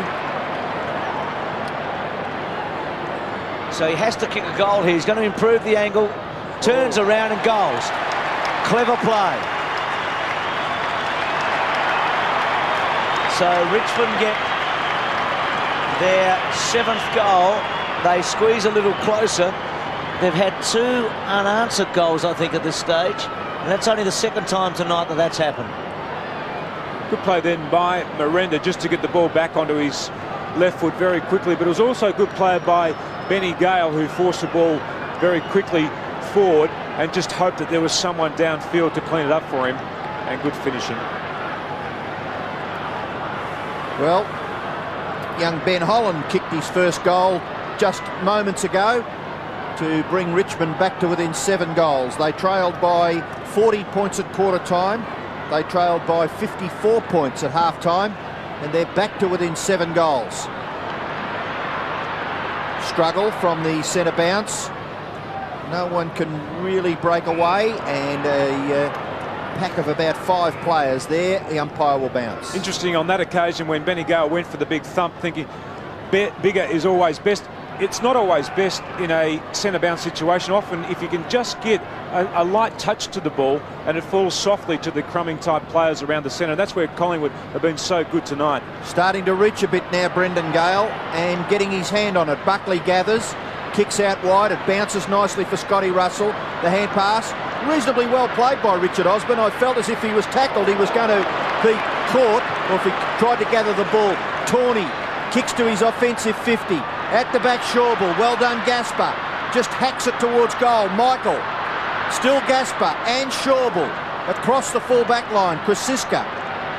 Going to be run down by Gaspar. He's quite happy to take it over. Is that deliberate? No, says the umpire. Good pressure. Richmond fans would be absolutely irate, I would suggest. No, they're pretty happy there, those Richmond fans. But I know I've been singing Michael's praises a bit tonight, but down there at the moment, he's lined up against Miranda, so he's not only able to play on the tall players, on the short players as well. Prescott pushed it forward. Here's Miranda. Handball to Daffy. Daffy, another good kick, just missing. He's had 7 shots for goal tonight, Daffy, and kicked 3-4. He's been so important in this quarter of the centre square too, hasn't he? No, I think that's where he's been of great benefit to Richmond this season, in fact, and that's one of the improvements in his game, quite obviously. His work rate has improved. He really was a one-way type player, but now he's been able to work both ways in terms of his defensive game. He's always been a good offensive player, but he's much better in the defensive area now with his game, and that's where the improvements come from.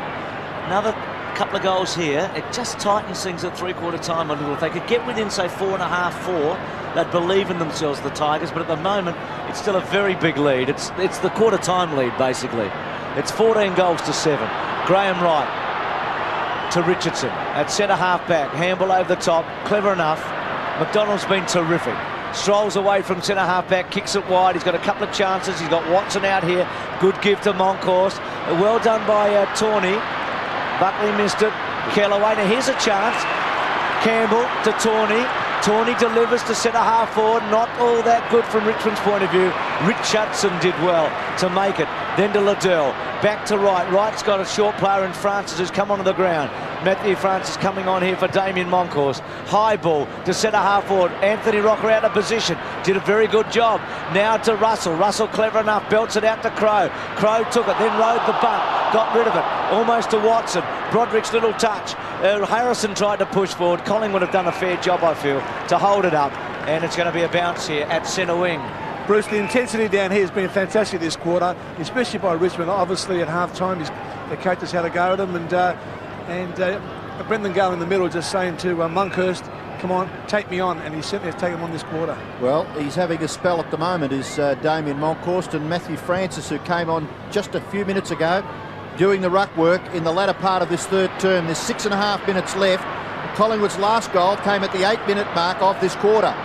Campbell tackle, Brendan Gale, Prescott. Certainly a lot more determination written all over the faces of the Richmond boys, but they've got to beat 22 of those fellas in the black and white, and they're pretty keen on winning this game. Holland out wide, Miranda, he's been very active on that full forward line.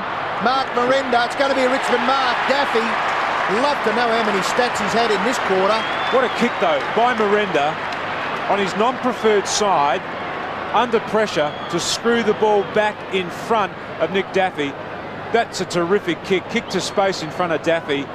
6 possessions. He's kicked 1 goal, 2 in this term.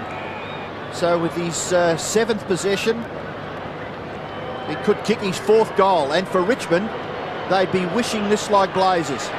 And it's a goal. Well done by Nick Daffy. Great quarter so far.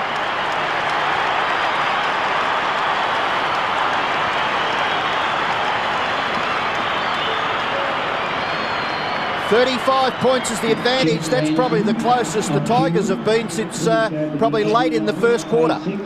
Well, Daffy's probably going to have to kick 9 goals for them to win tonight, because their goal-kicking forwards last week, Ben Holland's just been taken off the ground. He's kicked 1 goal, and Holland, he hasn't kicked a goal tonight. So they've had nobody really as a focal point when they've gone forward. Ben Holland on the phone. As Tim just said, Daffy's probably going to have to get a huge bag. He's going to have to do a Buick and kick 9 like he did against Geelong that night. But Richmond is back in maybe here. And Collingwood are going to have to tighten up on Daffy too, because he is providing not just goal-kicking power and inspiration to the rest of his team. Just need one more here, the Tigers. For the first time tonight, they've kicked 3 goals in a row without an answer. Off the ground, McDonald, only as far as Ottens has just come onto the ground. Ottens delivers cleverly, wide. He was off. He's gone, holding the footy. No, play on. Shawball's got him. Daffy made one of his rare mistakes. It was a good umpiring decision. Right at centre wing, inside. Now Ottens goes hard with Crow. They both go to ground. Tigers have got numbers. Campbell, Blurton, Bauer over the top to Gasper. Some clean possessions when it counted. Gasper, has he got it far enough? No, he didn't. And McDonald really feeling the Rodgers, making the most of it. Wanting 50, not getting it. Gee, Crow, who's going to take that mark now on centre wing position, sat out there for about 30 seconds on his own. Blurton was very slow to respond. Kicks the ball, or Watson just got rid of Ottens. That's the one we were talking about earlier. Is that too early, is it? That's too early. There are 2 actions. There's the bump, then the hands in the air to mark. So now, it's got to be within 5 metres. The ball must be within 5 metres, and in the course of taking the mark. That's a tough call, John. It is. For an umpire to make. Oh, it is. But when they're as obvious as that, it's not tough, but there are certainly tougher ones than that. Ottens has kicked to centre wing. Kellaway kept his head low. Play on, the advantage given Gasper, who Tim mentioned earlier last week on the forward line was important. Miranda and Michael, that's now a pivotal duel. Boundary throw in about 55 metres from goal. Bruce, with Monkhurst off the ground now, Ottens has now gone into the ruck with Matthew Francis, and Bendigo's a full 4 for the big mark. Well, we've got 4 minutes left. It's a critical 4 minutes in this third term. Richmond trail by 35 points. If they could perhaps pluck a couple of goals in the last dying minutes of this third term, by gee whiz, won't they have some momentum for the last quarter. Campbell squeezes it back towards the 50-metre line. Punched away by Shawball. Rebounds back towards Harrison. Tries to tap it to his own advantage. Well done, Graham Wright. Scott Russell. Krasiska leaves it behind, but he's able to get back and nearly get it forward. Prescott. Out wide was Moore. Campbell's caught with the football. Collingwood have 3-on-2. McDonald quite prepared to allow it to go over. Push in the back. Richmond fans livid. McDonald takes the free kick, plays on quickly. Russell from just behind centre wing. Forced to kick quickly in the end. Not a bad result, because the kick really favoured the Magpies. Francis tackled by Kellaway. Some real tough infighting here by both sides. Kick forward by Harrison. It'll land close to the middle of the ground. Collingwood with the crummers again. Nathan Buckley, a good kick. Under pressure towards full forward. After it goes Big Sav. The talented Sav Rocker to Anthony. Put it in the stand, Anthony. It's his 4th goal for the night. Big play by the Magpies. Right on 3/4 time, they get their 15th goal. And they lead again. It's a 41-point advantage at the moment. It may sound a silly thing to say, but it was actually a steadying goal for Collingwood, because Richmond really were charging. But it started on centre wing position when they had about 4 or 5 players lined up at the crumb, and the Tigers just didn't work hard enough to get the fall of the ball. 4 goals to Anthony, 3 to Sav, and Tim, you made another good point that even though there was a 6-goal game, you felt like Collingwood needed the next one. Just as a steadier. And there's no doubt that Tony Shaw would have been feeling that in the coaching box. That player there on screen now, Damien Monkhorst, gone to the bench, and Francis contesting the ruck against young Ottens. And Shane Watson was with Monkhorst there, 2 of their big players in the first half. Buckley getting possessions, kicks the ball to centre half forward. At the back, was punched away by James. The kick out wide by Harrison, who's playing in defence. Krasiska went to ground. Prescott's with him. Taps it backwards. Kellaway outnumbered. Good hands by McDonald to Russell. Russell out wide to Buckley. Now he could finish this off here. He's 52 metres out. What a magnificent kick. That's as good as you'll ever see from there. Wonderful. That is devastating to any team. I'll tell you what's more devastating, though, to a coach sitting up in the box, Jeff Geeshan, is that his players didn't get to the fall of the ball. When that ball went loose out there on the wing position, there was 3 Collingwood players there to 1. What the Richmond players had done is that they had peeled off and they'd already begun to form the wall across half-back. And Buckley, because he's such a long, prodigious and correct kick, he just kicks over that wall. Robbo, just a buddy. When he took the footy there on the close-up, he just sorted himself out like he was at Victoria Park at training. Bang! Through the middle. I tell you what, I don't know who I'd back, Bruce. We had a discussion early in the game about Anthony Rocker and Nathan Buckley. I've been one of his greatest fans. He cops a lot of criticism for his kicking, but by gee, he's had 17 tonight, and I don't reckon any of them have been ordinary. He's just a terrific footballer, just keeps getting the footy.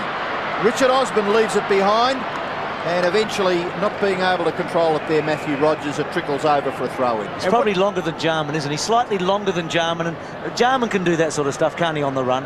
Yeah, there's no doubt about that. They're both just magnificently skilled players. 24 possessions to Nathan Buckley, and the 7 hand passes haven't been too bad either. 2 goals to cap it off. It's been a terrific game. 2 or 3 of their players, Damien Moncourse, Alex McDonald has had a lot of the football, and the rest have followed in disciplined fashion right from the start. When Sav Rocker had his jumper ripped off his back by Paul Bullis, it looked as though it was just at the moment then for Collingwood to fire up, and they've certainly taken all before them so far. Richmond striving. Rogers will kick to the front of the square. Can the Tigers take a mark? At the bottom, Rombotis has kicked a goal. Great snap goal. Good crumbing there by Rombotis, Robbo. We talk about being front and square, and when we see this in replay, it is just the perfect position for a player to get. We see the boundary line situation played out here by Rogers. Just a long ball to the top of the square. Rombotis worked his way to the front there, covered all angles, and finished very nicely under a little bit of pressure. It's been a 5-goal quarter for the Tigers, which in itself is pretty good, but the problem they've got is that they can't stop the flow at the other end, can they? Well, the gap has just been too large. 16-9. What an entertaining match it's been, and a great third quarter here. Harrison out of the centre, wide. Rombotis, that was a clever goal a moment ago. Can he do something else here? Inside, not a good handball. Missed Daffy. Back to Gasper there. Gasper 45 metres out, high, long, right to the square. Gale and Richardson are behind. So Richmond 9-9 to 16-7. Gasper pretty good in this quarter. He's had a fair bit of the footy. Look, it might be a tough call, but in a situation like that, when Gasper's under pressure and perhaps he's beyond his kicking range, you're probably even better off, rather than to put it on top of your forward's head or even favouring the defender as he did on that occasion when he kicked the ball, maybe just a half kick to the top of the square. It's going to be a dangerous ball when it's crumbed at that situation. Exactly the same margin right now as it was at quarter time. It's a big ask in a game of football to make up 7 goals against quality opposition, and Collingwood have been tonight quality opposition. Buckley with the football, little left foot kick, just accomplished off both sides of his body. Liddell favoured left side, hooks the kick to the front of the square. It's going to be a Collingwood free kick, dumped by Aaron James. Well, isn't that ironical? I wouldn't call it dumped, Robert, but cruder than that. I mean, look, the Shepherd was on, and he's really not. I mean, he's almost just fallen over him. I wouldn't call it dumped anyway. Would you see worse incidents than that in a game of football where the kick has gone down the ground and not penalised? Yes. Yep. Well, Sav Rocker has the footy. He's kicked 3. You wanted a one-word answer, didn't you? Well, that's the thing that disturbs me. I mean, in the middle of the ground, sometimes the umpires expect the players to commit kamikaze to get a kick. That's not why that rule was introduced, though, either, was it? No, I mean, he's almost just fallen over him there rather than done anything else, and it was momentum rather than intent. Critical blow for Richmond because Sav Rocker has converted. He's got 4. 4 goals each to the Rocker brothers. And it's back out to a 46-point margin in favour of Collingwood with just half a minute left in the third term. Gee, I don't think there was too much in that. No, it certainly wasn't worth a kick a goal down the field. Going to be tough now for the Tigers because they had a bit of a run on in this third term. Now Collingwood have answered the challenge. They're going to have to try and hold on in this last quarter because at the end of the season, in an even competition like the AFL is at the moment, percentage really matters, and you don't want a massive blowout early in the year. Ottens wins the tap. Wild tries to get it out. Back to Francis. That's Matthew Francis for Collingwood. Buckley having a wonderful match. Shawble finds Russell. It was a hard ball to hold. Russell, clever enough. Straight to the boundary line. Boundary throw in. Right in front of our commentary position here at the Melbourne Cricket Ground. We have got a wonderful view here, like most of the people that come to the MCG. You've mentioned those premiership players. Scott Russell has shown great leadership as well as Damien Monkhorst tonight. No doubt about that, Robbo. He's in it again. Clever by Wright too, because he deflected the ball forward. McDonald, they're using each other really cleverly tonight, Collingwood, and there's the siren for three-quarter time. It was a terrific quarter by both teams, actually. It was a very entertaining quarter of football, and just on that point about Collingwood using their teammates, what they had been doing in their endeavour to change the way they've been playing, in fact, to kick the ball longer, they've been ignoring the handball, they've been ignoring the short pass, and that's been to the detriment of their game because often those players have been free and it's released them. It's given them a bit of space to actually run down the field. Tonight, they've handballed the ball more and they've been playing with such confidence that they've looked a far more attacking and, in fact, a far more brilliant side too. Well, they're kicking big scores tonight. They were outscored actually in that quarter 5-3 to 4-1, but they still hold a very big lead at three-quarter time. They're 46 points in front. So that's the situation on Friday Night Football. The Maggies over the Tigers, 109-63. The undisciplined things that they did in that third quarter, they thought in the first quarter they were up with it, they were backing each other up, and they were expecting Richmond to come back. And Mark Doran, you were in the huddle there? Yeah, with Jeff Geesh and Dipper, and he didn't talk about the enormity of the task they face. He tried to stay very positive, given Damien Ryan the job on Nathan Buckley. Didn't talk about we can still win this, but just small goals. If they can get them quietly, there might be a chance 10 minutes to go that they are a chance, but I doubt it. And I'll see you on the couch on Monday night. Good on you, Dipper. Monkhorst on the bench at the start of the last quarter. Thanks, Robbo. 17-7-9-9. Buckley. Moore from centre-half back. So Moore's kick out wide. Rombotis being tackled there by Liddell. Liddell does reasonably well just to hold the footy up. Under those circumstances, very important for the Magpies half-back line. He's been good tonight, Robbo, because he's had possessions as well. He's been able to set up a bit of the footy from half-back, and that's what you require from your half-backs in the modern-day football, players that are prepared to run and create for you. Guess what? Buckley and McDonald combine once again. Oh, how about the sensitivity there? Magnificent. Back by McDonald over the top. Buckley kicks forward. Gathered here by Scotty Crowe. Looking to handball off. Comes back in with the right foot, but the kick drops short. The mark taken by Tawney. Tawney's kick straight down the ground. Richmond mark. Has it been paid? Gee, may have been a little fortunate there, Gasper, but he's been paid. He's right on the forward end of the square, a long way from goal. He thumps it right into the pocket. Good defensive play again by Michael.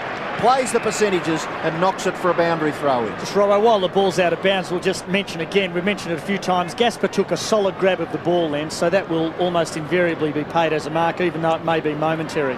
Fair enough. We just saw Damien Monkhorst sitting it out presently. Daffy, handball Rogers, snapshot across his right shoulder. Rombotis, gee, nearly took it too, Johnny Rombotis. Slaps his right foot at it and misses, but couldn't the Tigers have done with a goal there? 64, they trail by 45 points, Collingwood 109. It's early in the last quarter, Richard Osborne to kick it back for the Magpies. Just a magnificent crowd on a perfect night for football here at the MCG. Friday night, Shawble under pressure, gets it away to Wright. Wright's quick left footer, close to the line, bounces, still there. Chance for young Ben Holland, gathers, kicks into the pocket. Not bad either. Rogers, has he marked it inside? Yes. Oh, there must have only been centimetres in that. So Rogers with the chance to get the first goal of the last quarter for Richmond. Oh, by gee, that must have been close. But the boundary umpire pretty close to the action. Matthew Rogers just looks a little unsure as to whether to dish it off. Now concentrating on the job at hand. Can he slot it through the big sticks? Good kick. Maybe just offline. And when the Tigers could have done with a goal, he's kicked it behind. Brad Otten's having a bit of a rest and a stretch. 17-7 plays 9-11. It's a 44-point advantage for Collingwood.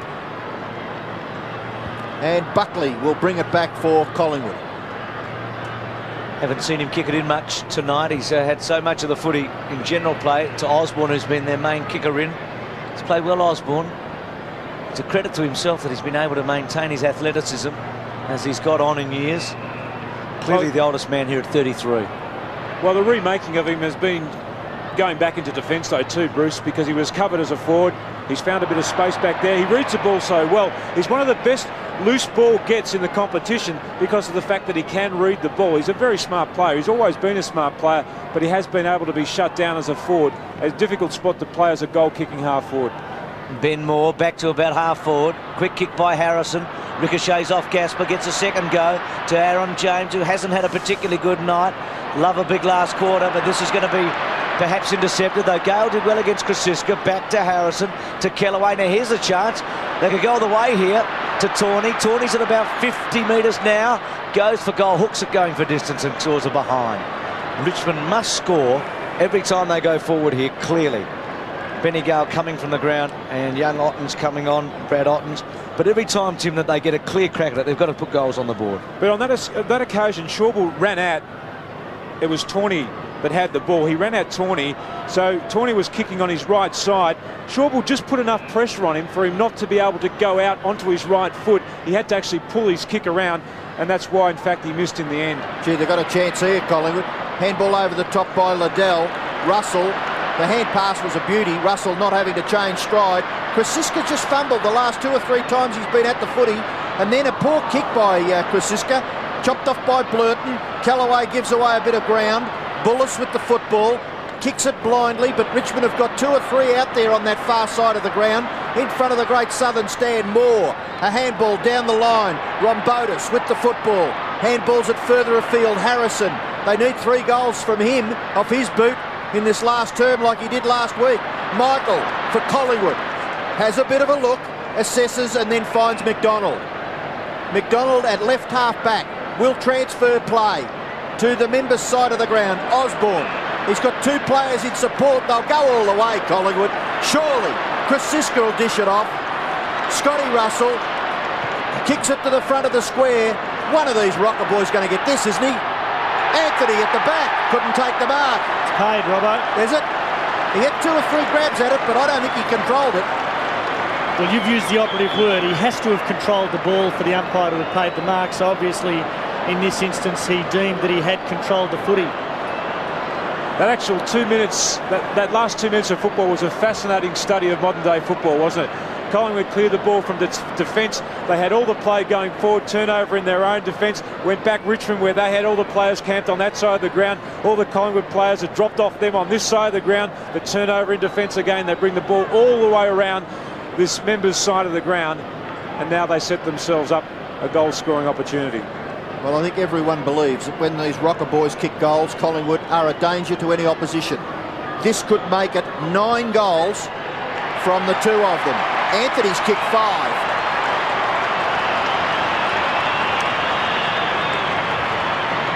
5 goals to Anthony Rocker, 4 goals to Severio Rocker, and that's what Collingwood have been looking for. Big efforts, big performances, big production from their 2 key forwards, the Rocker boys. And there's a lot to like about that Mal Michael. Not only does he contest in the air, the first player back on the ball again had the presence of mind just to steady, set the ball up, and that set the whole thing in motion.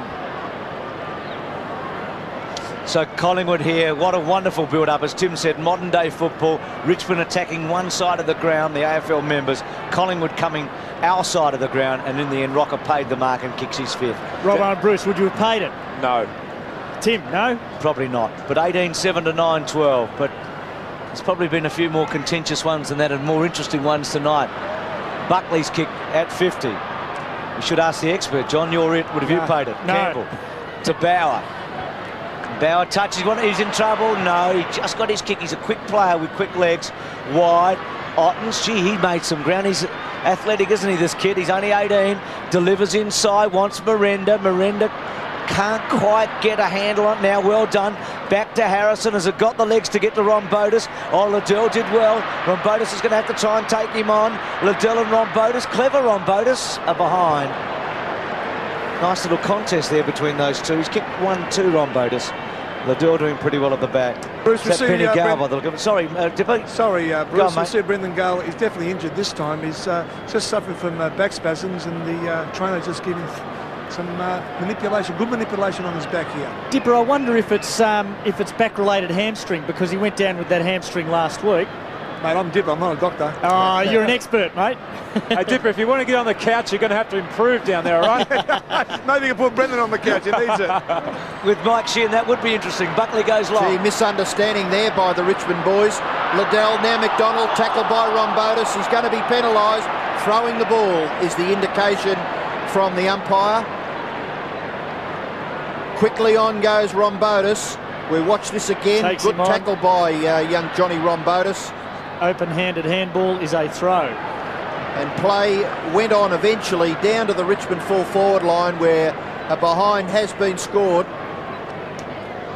Broderick and Rogers warming the bench. Two of their key players too. It's indicative of the night that a lot of the Tigers have had. Broderick was taken to the cleaners in the first quarter by Patterson, and since then he seemed to probably lose his confidence, lost his way.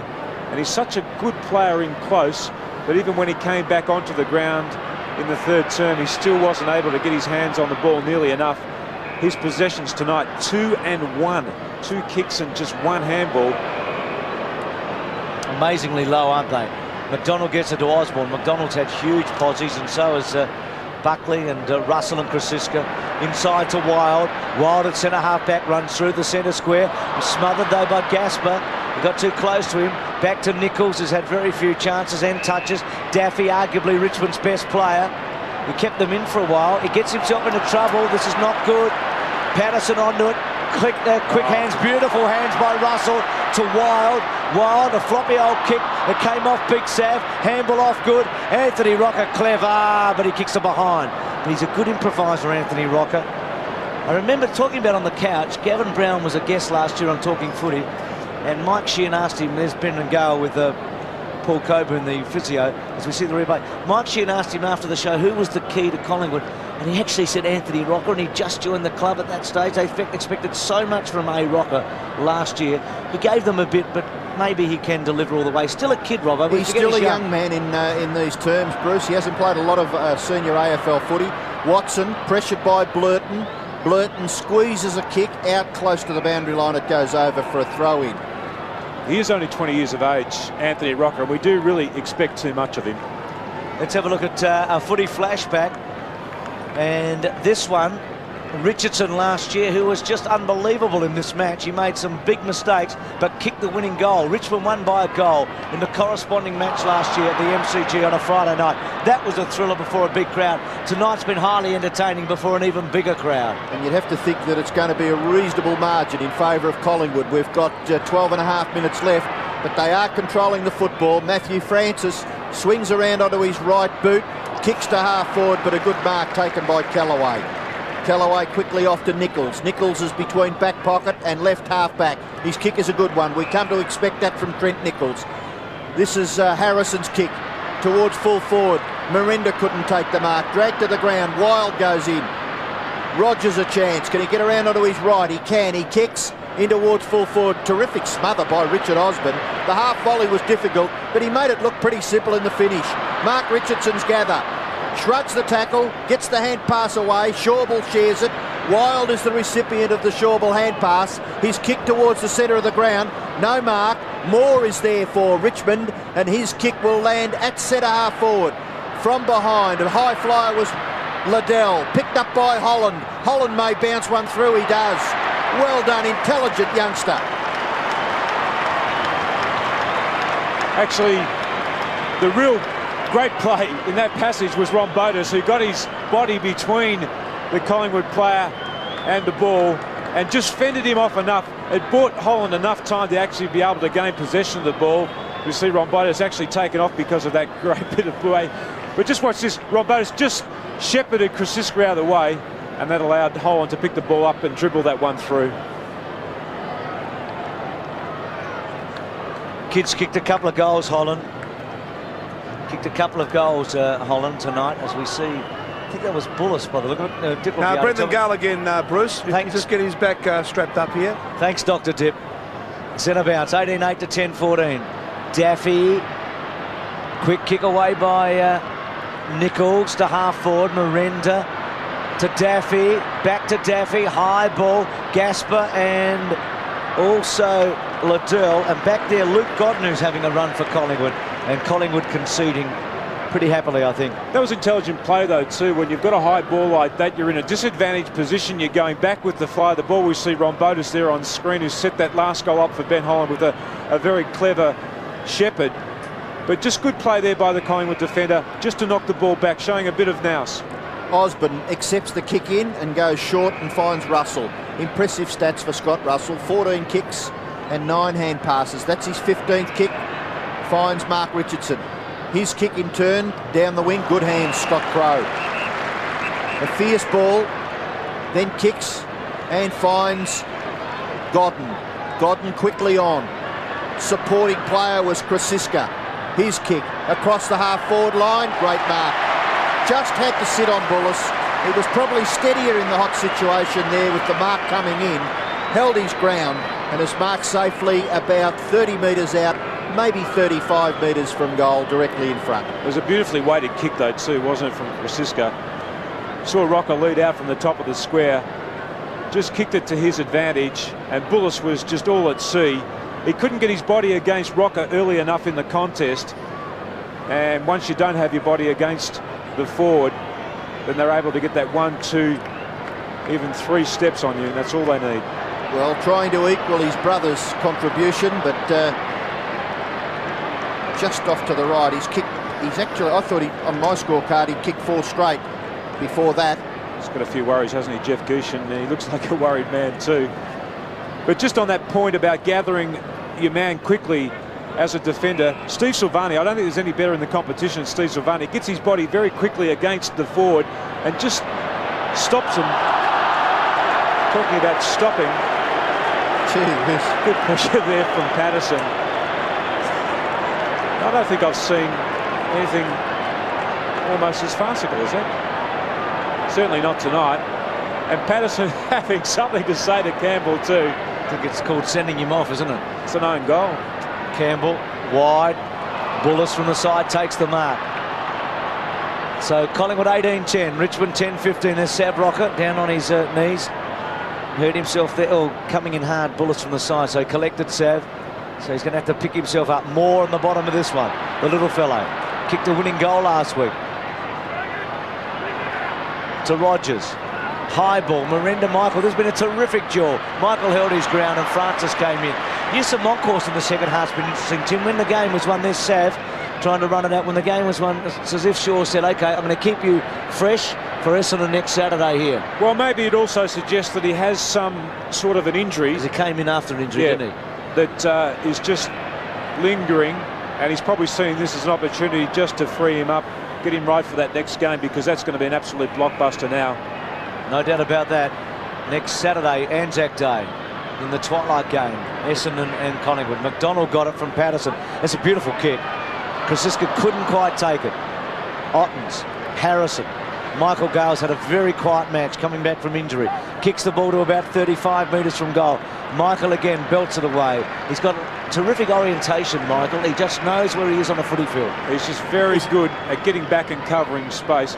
But the thing about the Richmond game plan tonight, it really revolves around key forwards being able to take the ball, because when they go into their forward line, they like to kick the ball long. They haven't been able to get marking players there tonight, and they also haven't been able to get nearly enough crumbs when the ball's gone to ground. Ooh, Mel Michael might have had his heart in his mouth then as he belted it across the line. Pugsley having a spell on the bench, but he has been just a real dour defender for Collingwood back there across their full back line. Chance for Daffy, good kick.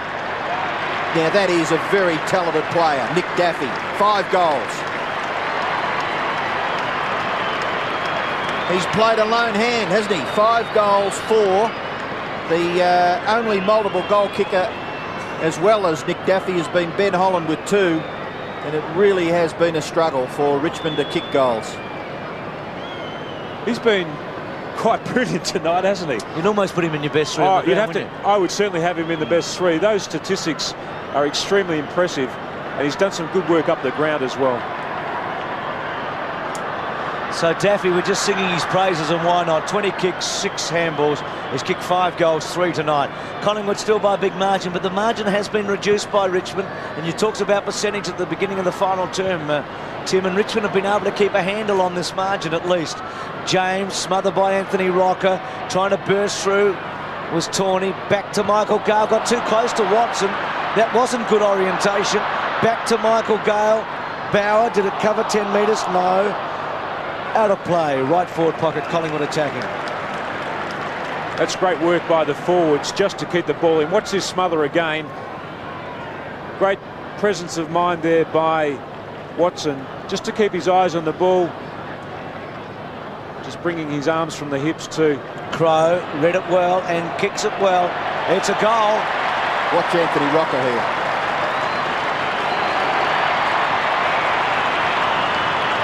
Crow gets one. Anthony Rocker. Oh, great ruck work again, Bruce.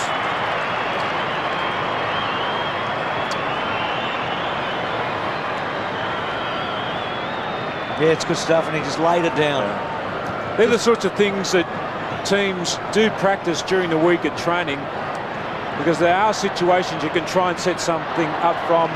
Obviously, the kick-outs are one, the centre bounces are another, but there's a lot of sides now doing a lot of work on the defensive and the forward line throw-in situations. I think the West Coast Eagles have been very impressive in that area this year too. Well, it's 43 points the advantage for Collingwood. Plenty of time left. Francis hasn't done too bad since coming into that key ruck position. Nichols to Moore. Moore for Richmond. Kicks it into the front of the goals. Holland not able to take the mark. Michael to tap it in front. Then Schauble to assist. Schauble after it again for a big man. Shows pretty good pace. Daffy just out-bustles him, and then Daffy, the little left foot kick, Nichols has marked. Just away from Jason Wild. Nichols to play on. Umpire calls that, and his kick towards half-forward's no good. Buckley, it was as if he had a Richmond jumper on. The turnover will be costly. Buckley out wide to Krasiska. Krasiska to 1-on-2, favouring the Tigers. In front, Anthony Rocker did well to position himself there. Back goes Broderick. Hand pass out wide to Bauer. Bauer off the left foot. Kicks the ball past the wing. Ryan and Buckley. Still Damien Ryan. Knocked forward by Rogers. A chance here for Holland. Dispossessed by Godden. Well done. Ryan out wide. Opportunity for Bauer. No understanding there. Bauer's kick smothered there by Richard Osborne. Now Campbell around onto the right foot. Kicks to the front of the goal square. Collingwood have the numbers, but Richmond, when the ball hits the ground, it's Daffy again. Nick Daffy has played some sort of a game. He hooks the kick a little too far, and it'll be thrown in the right forward pocket for the Tigers. The Bombers play Fremantle on the weekend. If they win, you won't be able to fit them in here next Saturday with Collingwood. What expectation. And Richmond have got West Coast here on Friday night footy, which is a big one.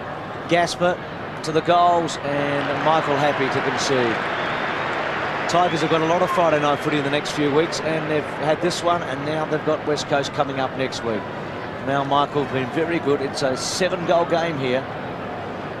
Just interesting to see a moment ago, Noel Judkins, who's the recruiting man for Collingwood, in the coach's box watching the game with Tony Shaw. Now I know, having known Noel, as we see him, he's a bloke standing up the back there with his arms folded. He didn't actually go to the football too much when he was at Essendon. Obviously Tony Shaw looking for some input from him in terms of match days, or perhaps just using this as an opportunity to get to the football on a Friday night and see a few games when he's not travelling interstate watching some of the other players that they've perhaps got their eye on for next season. McDonald to Richardson to Russell to Osborne. It's been a lot of big posse getters for Collingwood tonight. Look at this setup. Beautiful kick across the ground. He sure has, Robbo. And then delivers McDonald to Watson. It's got him. He has been what would you call him, Tib? Is he is not that swing man. He's the man in the middle, isn't he? McDonald. He's set up a lot of play tonight. A lot. Just a heap. The sweeper, I reckon. He's been the sweeper off Buckley almost. He really got under Richmond's guard, though. Yep. Perhaps in your planning, you look at Buckley and you look at other star players like perhaps Wright and also Russell. Took to Watson and scores are behind. So Collingwood in complete control here. In fact, Robbo, this has been sort of the margin, about 7 and a bit goals most of the night, hasn't it? Well, it was 40 points at quarter time. It's 43 now, and Richmond have been up against it. I think you mentioned it was in the third term that they kicked 2 unanswered goals. They really have had a struggle to put a succession of goals together. This is where Richmond hasn't been able to do anything positive either. Kicking the ball out, they really haven't been able to set anything up from deep in their defence. Bullis goes long into the middle. Knocked forward by Miranda, but not really all that productively. Shawbull is there. Hand pass to Russell, and then out of mid-air by Osborne. Aaron James not able to take the mark. Gives it up. Kicks it out wide. Krasiska is marked. Safely on his chest. He swings around onto the left. Puts it into that danger zone again. High flyers required. Richmond under pressure at centre half back. Pugsley tries to knock it to the advantage. Francis back to Osborne. Osborne's kick to the goal square. Nearly taken by Prescott. Oh, I think that Collingwood boy got his foot to it then. It might have been Godden, was it? No, Liddell. Just to the right-hand side of the goal post and through for a behind. Miranda came off for Richmond. Just for the record, Tim, Gishan, who's had a great run as coach, he was beaten by 43 points against Fremantle last year. That's his highest defeat, his heaviest defeat ever as a coach. Right now, Collingwood leads by 44. So this is about as bad as it's got under Gishan in the 9 matches so far for the Tigers. So Campbell wide, and Tawney's got it in the back pocket. So there's a setback for Richmond. Back to 2-2, the same as Collingwood. But in this funny game where a week means so much, now Collingwood's got a bit of momentum and Richmond has lost what they'd gained last week. I saw a positive sign for Richmond in the reserves match before this game, though, and that was the return of Joel Bowden, and he was moving okay. Snapshot around the body. There's a goal, I think. Patterson. What a kick. Now the umpires are conferring here. Has it been paid? No, it's out of bounds, Bruce. Oh, what an anticlimax. So boundary throw in. You say Bowden. Knights will come back as well for Richmond off suspension, and maybe even Matthew Richardson for next Friday night. And that looks a much better Richmond side, doesn't it? Fuller to come on for Patterson, who nearly kicked a super goal. Little handball by Pugsley. Campbell under pressure. Moore, who's worked a bit in this last quarter. And a boundary throw in, is it? Or no, kick out on the full. So Collingwood to kick it in. Huge crowd here, Bruce. 78-259. Unfortunately. Who wins the bet? So that's the biggest. Bruce only just crept in, Tim. That's the biggest crowd of the year by far. 78,259. That's one of the biggest Friday night crowds ever, I would say. Well, I think it's close to ever. Fantastic, and it just goes to show the loyalty of the supporters of both of these clubs. Collingwood with a team maybe on paper that perhaps looked a little suspect, but they took it right up to Richmond in the first quarter when they kicked 7-1 to 3 behinds. And Matthew Francis will kick them forward once again. Richmond with 3 in line, and the mark taken by the third man, Brad Ottens. Just on that crowd, Robbo, when St Kilda played North Melbourne on a Friday night in the preliminary final here last year, they got 77,531. They've had more here tonight. It's just unbelievable turnout, isn't it? Well, it's the drawing power of these two clubs, though. There's no doubt about it. They both have very strong followings. Russell to Buckley, Krasiska to Crum, across half forward, a wobbly punt kick. Pugsley makes a contest. Fuller, the hand pass into the pocket. Crow, left foot kick by Crow, is taken by Ottens. Now what's happened? In the back, pushing the back as he kicked it, was it? Paid right on the boundary line, Robbo. Kick in short. Watson couldn't take the mark. Now the umpire obviously had not completed his actions, as we see what that free kick was all about. Again, it's Aaron James, and again, it's a fairly innocuous free kick, really. But it's there, I suppose, and Crowe has the football. He goes short. Well done, Fuller. I think the issue is, Robbo, those little pushes when a player is attempting to dispose of the ball can really muck it up. You know, it doesn't have to be a really big push to put the player off that disposal step. Well, Fuller, who kicked a goal earlier in the game, has a chance to kick his second goal and just rub a little further salt into the wounds of the Tigers. Outclassed here tonight. And Fuller's kick, well, disappointingly, it is a behind. He's kicked 1-3, the kid, Robbo, Fuller. I wouldn't mind betting when Richmond get to training this week that one of the key things that they concentrate on is their actual starts at training.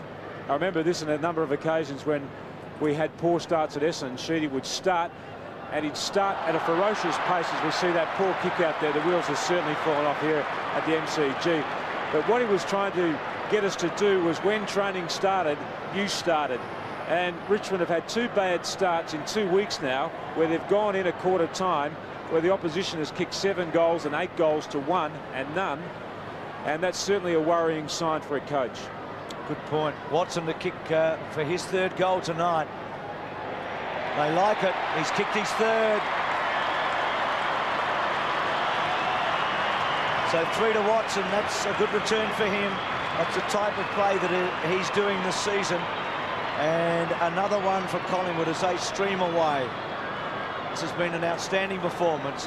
Remember that Williams and Brown couldn't make it up this week. In fact, I remember talking to you in 7 Nightly News at your desk during the week, and I said, gee, there's going to be a big game. And you said, well, maybe those 2 won't be playing and it'll be hard for them. Yeah, well, I definitely thought that leading into the game, but the other players have just responded. Well, Richmond swing a change in the last minute. Gale on. And looks as though it might be Bullis, is it, that's come off the ground. But it really doesn't make that much difference. Ottens goes after the footy and then kicks it forward for the Tigers. Michael spoils on Harrison. Contest Holland. Rogers. Snapshot by Rogers is a goal for the Tigers in the dying seconds of the match. Look, I'm sure Collingwood keep the statistics for spoils. I'd love to know at the end of a match how many spoils Mal Michaels has. Not only against his direct opponent, but also becoming that 3rd man up. As we see that belated goal then kicked by Rogers. A good bit of play there by Holland, just to feed the ball out. He's trying his hardest, but he's had a fairly dirty night. I suppose every coach strives for excellence, but just on that occasion, Richmond getting the advantage of the centre bounce and young Ottens putting it down the throat of the forward quickly. And Collingwood conceding a goal. Tony Shaw would probably be dirty on it, but... Well, they generally happen, don't they? Those soft sort of goals late in the game. So 45 points the margin. Almost at the end. Francis. Moore. That's Ben Moore for Richmond. Back to centre half forward. Nichols front spot. He's had a fair bit of the footy in this last quarter. In fact, he and Moore have had a few posies late.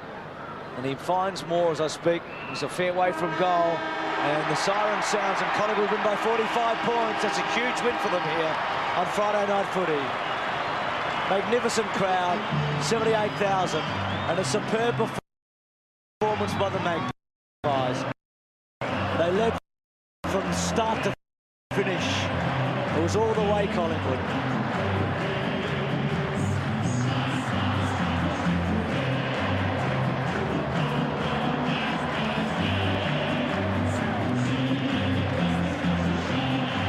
First time they've kicked 20 goals for the season, Tim.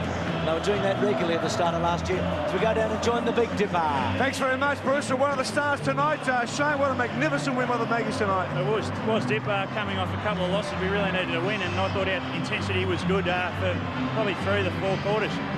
That first quarter was the way that you started, and and the way you finished was just a terrific four-quarter performance. Yeah, we knew we needed to get a good start, and 7 goals to none in the first quarter. It's just exactly what we're after, and sort of set us up for the rest of the game. And what sort of couple of weeks has it been at the club? You've been up and down, and obviously a win always brings the spirits up at the club. Yeah, obviously did. The last couple of weeks it's been pretty down, but we thought if we can get this one, make it 2-2, and then we're in with another show. In your own performance down the half-forward flank, you know, kicking a few goals, that's what it's all about. Yeah, I'm enjoying it down there, Dip, at the moment, kicking a few goals each week, so that's my job, so that's what I've got to do. Well played, and see you soon. Thanks, Dipper. Thank you, Dipper, and thank you, Shane Watson. Big win for Collingwood, 133-89. The final scores in on Friday Night Footy. It was 2013 to 12-16.